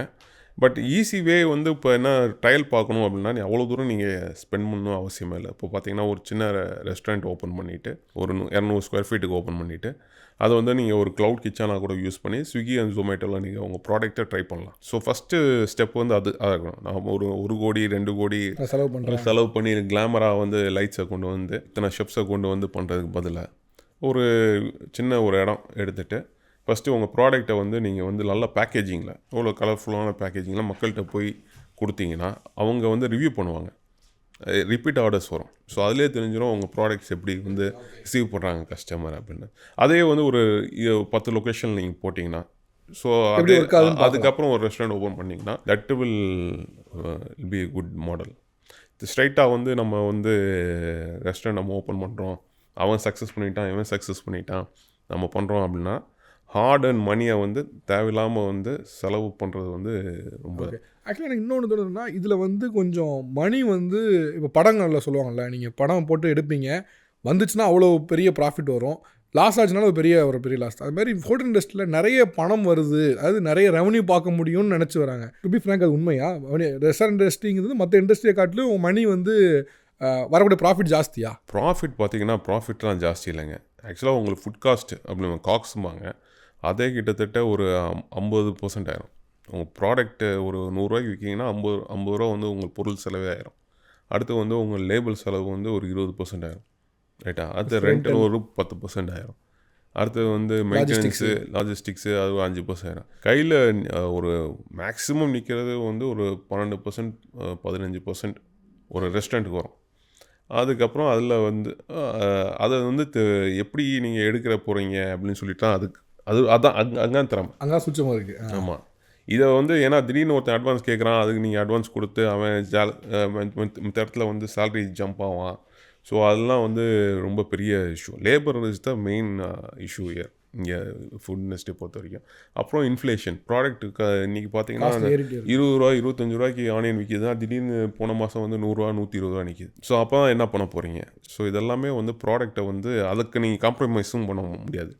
என்றைக்கு நீங்கள் காம்ப்ரமைஸ் பண்ண ஆரம்பிச்சிங்களோ அன்றைக்கி கஸ்டமரை வந்து உங்களை டிச் பண்ணிடுவார். ஓகே. ஸோ இதில் மெயின் வந்து இதுதான்ல. ஆமாம், மெயினாக வந்து லேபர் ஓரியன்ட் பிஸ்னஸ்னால லேபர் எப்படி நீங்கள் வச்சுக்கிறீங்க பொறுத்து தான் வந்து உங்கள் இண்டஸ்ட்ரி ரன் ஆகும். யூ கேன் பி சக்ஸஸ்ஃபுல் இந்த ரெஸ்டாரண்ட் இண்டஸ்ட்ரி. அப்புறம் ஒரு ப்ராடக்ட் இப்போ பிரியாணி தலப்பாக்கட்டி பொறுத்த வரைக்கும் பார்த்தீங்கன்னா 56% 60% வந்து பிரியாணி மட்டும் தான் சேல்ஸ் ஆகுது. ஸோ திண்டுக்கல் தலப்பாக்கட்டி அப்படின்னா மக்கள் வந்து அங்கே போய் பிரியாணி சாப்பிட்லாம் அப்படின்னு சொல்லிட்டு ஒரு மைண்ட் செட்டோடு வந்து சாப்பிட்றாங்க. இப்போ உங்கள் ப்ராடக்ட்டை ஒரு ப்ராடக்ட் உங்களுக்கு வேணும். இப்போ முருகன் இட்லி கடைன்னு வச்சுக்கோங்களேன், இட்லி அங்கே இருந்து இட்லி சாப்பிட்லாம், வடை சாப்பிட்லாம் அப்படின்னு சொல்லி போவாங்க. பட் உங்கள் ரெஸ்டாரண்ட் நீங்கள் ஒவ்வொரு மட்டும் ஒரு ப்ராடக்ட் எடுத்துகிட்டு அதை பேஸ் பண்ணி நீங்கள் ஒர்க் அவுட் பண்ணி அதை நீங்கள் வந்து சக்ஸஸ்ஃபுல்லாக கொண்டு வந்துட்டிங்கன்னா அதான் உங்கள் பிராண்ட். இப்போ நீங்கள் ஸ்ரீகிருஷ்ணன் ஸ்வீட்ஸே எடுத்துக்கோங்க, Mysore pak. Right. Okay okay. So ஒரு பிராண்டுக்கு ஒன்று இருக்குது. ஸோ அது மட்டும் நீங்கள் இப்போ நீங்கள் ஒரு ஹோட்டல் இண்டஸ்ட்ரி, நான் ரெஸ்டாரண்ட் இண்டஸ்ட்ரிக்கு வரீங்கன்னா என் ப்ராடக்ட் நான் என்ன பண்ண போகிறேன்? அந்த ஒரு ப்ராடக்ட்டை வந்து நான் ஒரு ப்ராடக்ட் என்ன அந்த ஒரு ப்ராடக்ட்டை வந்து நீங்கள் தெரிஞ்சிச்சுன்னா அதை பேஸ் பண்ணி நீங்கள் ஒர்க் அவுட் பண்ணி அதை எப்படி நீங்கள் ரீச் அவுட் பண்ணுறீங்க கஸ்டமருக்கு. அதை நான் வந்து ஸ்வீட் வைக்க போகிறேன், வடை போட போகிறேன், ஒரு சைடு இங்கே பொங்கலுக்கு கொடுக்க போகிறேன், இந்த சைடு தோசை கொடுக்க போகிறேன், அது okay. But end of the day வந்து இன்னொருத்தன் வந்தான்னு வச்சுக்கோங்களேன், காணாமல் போயிடுவீங்க. நீங்கள் புதுசாக ஓப்பன் பண்ணுறவங்க பிராண்ட் நேம் ஓகே ஓகே புரியுது. இப்போ ஆக்சுவலி லேபர் பிரச்சனை சொன்னீங்க, லேபர் பெரிய இஷ்யூன்னு. இப்போ நாளைக்கு இன்கேஸ் ஒரு மாஸ்டர் உங்கள் இதில் வரல அப்படின்னா உங்களால் டக்குன்னு போய் இறங்கி நீங்கள் பிரியாணி குக் பண்ண முடியுமா? எனக்கு பிரியாணி குக் பண்ண நல்லா தெரியும். அப்படியா? ஆமாம்.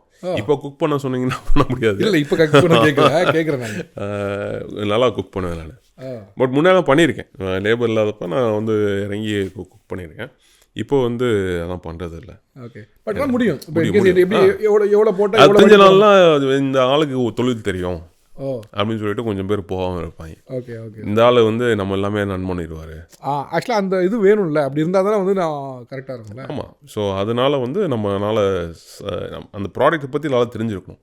ஓகே. இப்போ நான் அந்த பிரியாணி பற்றி பேசுகிறேன்னா அந்த ப்ராடக்ட் எப்படி செய்யவும் தெரியும், ப்ராடக்ட்டில் என்னென்ன யூஸ் பண்ணுறாங்கன்னு தெரியும், என்ன டெம்பரேச்சரில் குக் பண்ணால் கூட எனக்கு தெரியும் அந்த டெம்பரேச்சர். ஸோ இதெல்லாம் தெரிஞ்சனால நான் வந்து இந்த இதை வந்து மெயின்டைன் பண்ண முடியும். ஏன்னா நான் தான் ட்ரெயின் பண்ணுவேன். இது இப்படி ஏன் இது மிஸ்டேக் ஆச்சுன்னா ட்ரெயின் பண்ணணும் நான் அங்கே.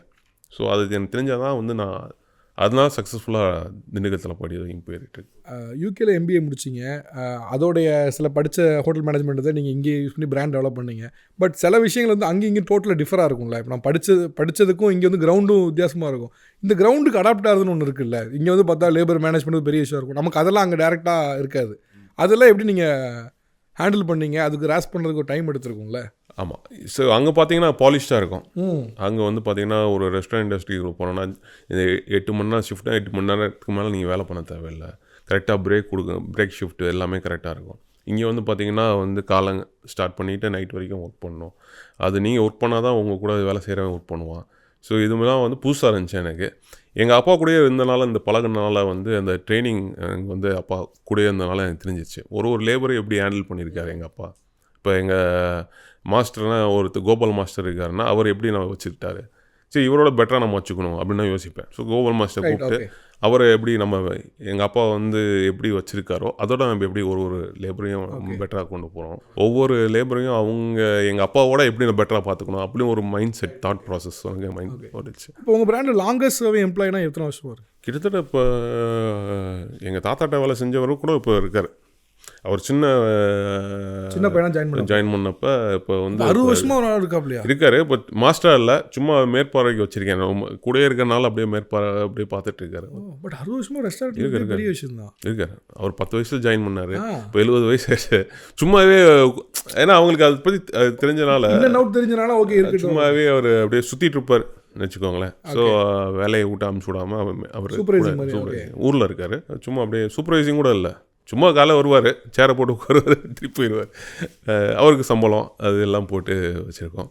ஸோ அப்புறம் என் கூட ஜாயின் பண்ணி கிட்டத்தட்ட 15 வருஷமாக இருக்கவங்க ரொம்ப பேர் இருக்காங்க. என் கூட ஜாயின் பண்ணது பாதுகாட்டில் கோபால் மாஸ்டர்லாம் வந்து பிரியாணி வந்து ட்ரெயின் பண்ணது நான் இங்கெல்லாம் வந்து ட்ரெயின் பண்ணிவிட்டு அவர் திருப்பி ஊருக்கு போயிடுவார். ஸோ அந்த பழைய மாஸ்டர்ஸ் தான் இருக்காங்க கொஞ்சம் பேர். பரவாயில்ல. ஓகே. இப்போ இன்றைக்கி மொத்தம் 100+ பிரான்ச்சஸ் இன்றைக்கி எவ்வளோ எக்ஸாக்டாக எவ்வளோ? இப்போ பார்த்தீங்கன்னா சார் இப்போ 104 பிரான்ச்சஸ் சார். ஆமாம். எங்கள் பிரான்ச்சஸ் வந்து கர்நாடகாவில் இருக்குது, கேரளாவில் இருக்குது, தமிழ்நாட்டில் வந்து கன்னியாகுமரி வரைக்கும் எங்கள் பிரான்ச் இருக்குது. இது எல்லாமே வந்து தமிழ்நாட்டில் இந்தியாவில். அது இல்லாமல் ஸ்ரீலங்காவில் ஒரு 7 பிரான்ச்சு பண்ணியிருக்கோம். துபாயில் இருக்குது, யூஎஸ் இருக்குது, மலேசியாவில் இருக்குது, சிங்கப்பூரில் இருக்குது. ஸோ ஓவரால் கண்ட்ரி கவர் பண்ணியாச்சு. நெக்ஸ்ட் பிக் திங் என்ன? பிக் திங் வந்து ஐபிஓ தான். So we will be planning our IPO next 2 to 3 years. So plan பண்ணிகிட்ருக்கோம். ஏன் வந்து நம்ம தமிழ்நாடு ஹோட்டல் இண்டஸ்ட்ரி இல்லை நம்ம நம்பர் 1 இருக்கக்கூடாது ஐபிஓக்கு? ஏன்னா இதுக்கு முன்னாடி வந்து ப்ரைவேட் ஈக்விட்டி ஃபண்டிங் பண்ணியிருக்கோம். ஃபஸ்ட்டு தமிழ்நாட்டில் வந்து தமிழ் ரெஸ்டாரண்ட் இண்டஸ்ட்ரியில் வந்து திண்டுக்கல் தலப்பாக்கட்டி தான் வந்து ப்ரைவேட் ஈக்விட்டி ஃபண்டிங் வந்து எடுத்திருக்காங்க. இது ஐபிஓவும் வந்து நம்ம ஏன் பண்ணக்கூடாது அப்படின்னு சொல்லிட்டு இப்போ போயிட்டுருக்கோம். ஐபிஐ நோக்கி போயிட்டுருக்கோம். கண்டிப்பாக பார்ட்டிசிபேட் பண்ணலாம். அதுக்கு இன்னும் கொஞ்சம் ஸ்ப்ரெட் பண்ணோம். ஓகே. தமிழ்நாட்டை தாண்டி அடுத்த ஸ்டேட் போயிட்டோம். இப்போ அடுத்து தெலுங்கானா, ஆந்திரா, அப்படியே நார்த்தை கொஞ்சம் அப்படியே போயிட்டு. ஸோ நாங்கள் mostly our presence everywhere in south. கேரளாலையும் ப்ரெசென்ட் ஆகிட்டோம், கர்நாடகாலையும் வச்சுருக்கோம், இங்கேயும் தலப்பாக்கட்டி ஃபுல்லாகவே இருக்குது. இப்போ அடுத்து ஹைதராபாத்தை நோக்கி பயணம். ஆக்சுவலாக ஐபிஓ வரைக்கும் வந்துட்டீங்க, பட் ஸ்டில் திண்டுக்கல் தலப்பாக்கட்டி ஹோல்ட்லி ஓன்டு பை யூன்னு வச்சுருக்கீங்களா? ஃப்ரான்ச்சைஸ் மாடல் போகாமல் இருக்கீங்க, பட் ஐபிஓ. அதனால ஐபிஓ போனேன். ஃப்ரான்ச்சைஸ் மாடல் வேணாங்கிறதுனால ஃப்ரான்ச்சைஸ் மாடல் கொடுத்துருந்தேன்னு வச்சுக்கோங்களேன். ஏன்னா ஒவ்வொரு ஃப்ரான்ச்சைஸ் ஹேண்டில் பண்ணுறது எனக்கு ரொம்ப கஷ்டமாக இருக்கும். இப்போ உங்கள் கேரக்டர் ஒரு ஃப்ரான்ச்சைஸ் கேரக்டர்னு வச்சுக்கோங்க. நீங்கள் ஒரு ஃப்ரான்ச்சைஸ் எனக்கு தலப்பாக்கட்டி எடுத்திருக்கீங்க, உங்கள் கேரக்டர் ஒரு தனியாக இருக்கும். மேடம் ஒரு ஃப்ரான்ச்சைஸ் எடுத்திருக்காங்கன்னா எவ்ரி ஒரு கேரக்டர் வந்து ஹேண்டில் பண்ணுறதே வந்து ஒரு பெரிய ஒரு ஜேர்னியாக இருக்கும். ஸோ இதுனா எங்கள் பிராண்டு எங்கள் கம்பெனியில் இருக்குது. ஸோ நான் ஒரு சிங்கிள் டெசிஷன் ஆள். ஸோ நான் ஒரு டெசிஷன் எடுத்தேன்னா அது எல்லாத்துக்கும் கவர் ஆயிரும். இதுனா ஒரு ஃப்ரான்ச்சைஸ் நம்ம கவர் பண்ணுவோம். திடீர்னு வந்து அந்த ரெஸ்டாரண்ட் ஓப்பன் ஒழுங்காக ஓடலன்னு வச்சுக்கோங்களேன், நீங்கள் பேரை மாற்றிடுவீங்க.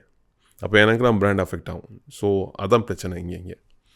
ஸோ இதே நான் வச்சுக்கோங்களேன், எப்படி அந்த ரெஸ்டாரண்ட்டை வச்சு எப்படி பண்ணலாம், இன்னும் அடுத்த புது ப்ராடக்ட்ஸ் ஏதாச்சும் இன்ட்ரடியூஸ் பண்ணலாமா அப்படின்னு யோசிக்க ஆரம்பிச்சிருவேன். பட் ஒரு ரெஸ்டாரண்ட் நீங்கள் போடலாங்கிற ஒரு டிசிஷன் எடுப்பீங்க. இப்போ வந்து ஒரு ஃபுட்ஃபால் ஒரு முக்கியமானது. ஒரு ரெஸ்டாரண்ட் எவ்வளோ பேர் வராங்க, இந்த இடத்துல ரெஸ்டாரண்ட் போடலாங்கிற ஒரு டிசிஷன் எப்படி எடுக்கிறீங்க? அங்கே உங்களுக்கு எம்பி ஏதாவது கை கொடுக்குமா?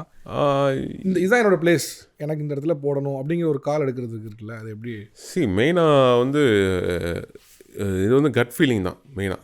இந்த ரெஸ்டாரண்ட் இப்போ மவுண்ட் ரோட்டில் இருக்குது அப்படின்னா, மவுண்ட் ரோட்டில் போகணுன்னா எடுத்தது வந்து அங்கே நைட் க்ரௌடு எப்போவுமே இருக்கும். நீங்கள் பார்த்தீங்கன்னா மவுண்ட் ரோடு நைட் க்ரௌடு இருக்கும். அடுத்து வந்து கிண்டியில் எடுத்திருக்கோம். ஸோ கிண்டியை க்ராஸ் பண்ணாமல் யாரும் போக முடியாது, வெளியில் உள்ளுக்குள்ளேயும் வர முடியாது. ஸோ நம்ம கிண்டியில் ஒரு கத்திப்பரப்புறதுல ஒரு பிரான்ச்சஸ் இருக்குது. கம்பேரிசனாக கேட்குறேன், நீங்கள் லண்டனில் ஒர்க் பண்ணிட்டு வச்சுங்களா பார்ட் டைமாக, அப்போ எவ்வளோ ஏர்ன் பண்ணியிருப்பீங்க?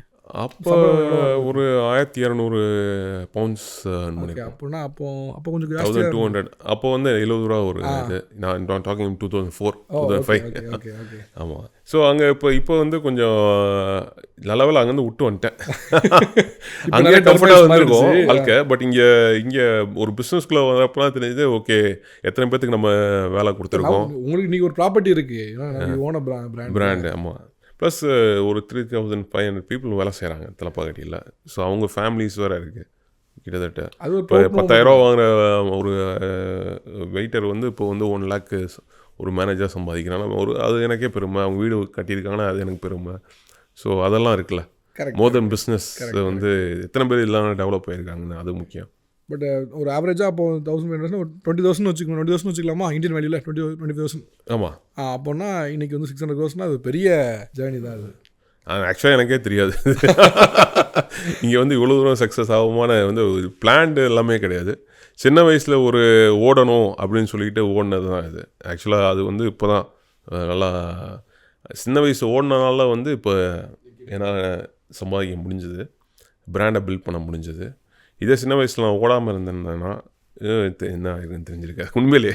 But really you made it. Journey ஒர்த்தான்னு கேட்டால், அந்த ட்ராவல் ஒர்த்தான்னு கேட்டால் அஃப்கோர்ஸ். ஆமாம். நான் வந்து 25-26 வயசில் வந்து எங்கள் பசங்க பார்ட்டி பண்ணிகிட்ருப்பாங்க. நான் பார்த்தா வேலை செஞ்சுட்டு இருப்பேன். நைட்டு 12 மணிக்கு 12:30 மணிக்கு தான் வீட்டுக்கு போவேன் வேலையை முடிச்சுட்டு. ஸோ ஐ திங்க் இப்போ அதை நான் யோசிச்சேன்னு வச்சுக்கோங்களேன், நான் நல்லது தான் பண்ணியிருக்கேன். பார்ட்டி பண்ணாமல் நீ வந்து கரெக்டாக 26 வயசில் என்ன பண்ணுமோ பண்ணனால தான் இந்த 600 crores of value you are fetching now அப்படின்னு ஐபிஓ பிளான் பண்ணிகிட்ருக்கோம். இதெல்லாமே வந்து முக்கியமான மெயின் காரணம் வந்து ஏன் நம்ம பண்ணக்கூடாது, பண்ணுவேனாலாம் தெரியாது, ஏன் வந்து அடுத்த ஸ்டெப்புக்கு போகக்கூடாது அப்படின்னு சொல்லிட்டு மனசில் இருக்கிறது. அது ஓப்பனாக வெளிப்படையாக சொல்கிறேன் நான். தலப்பா கட்டி வந்து தமிழ் பிராண்டு.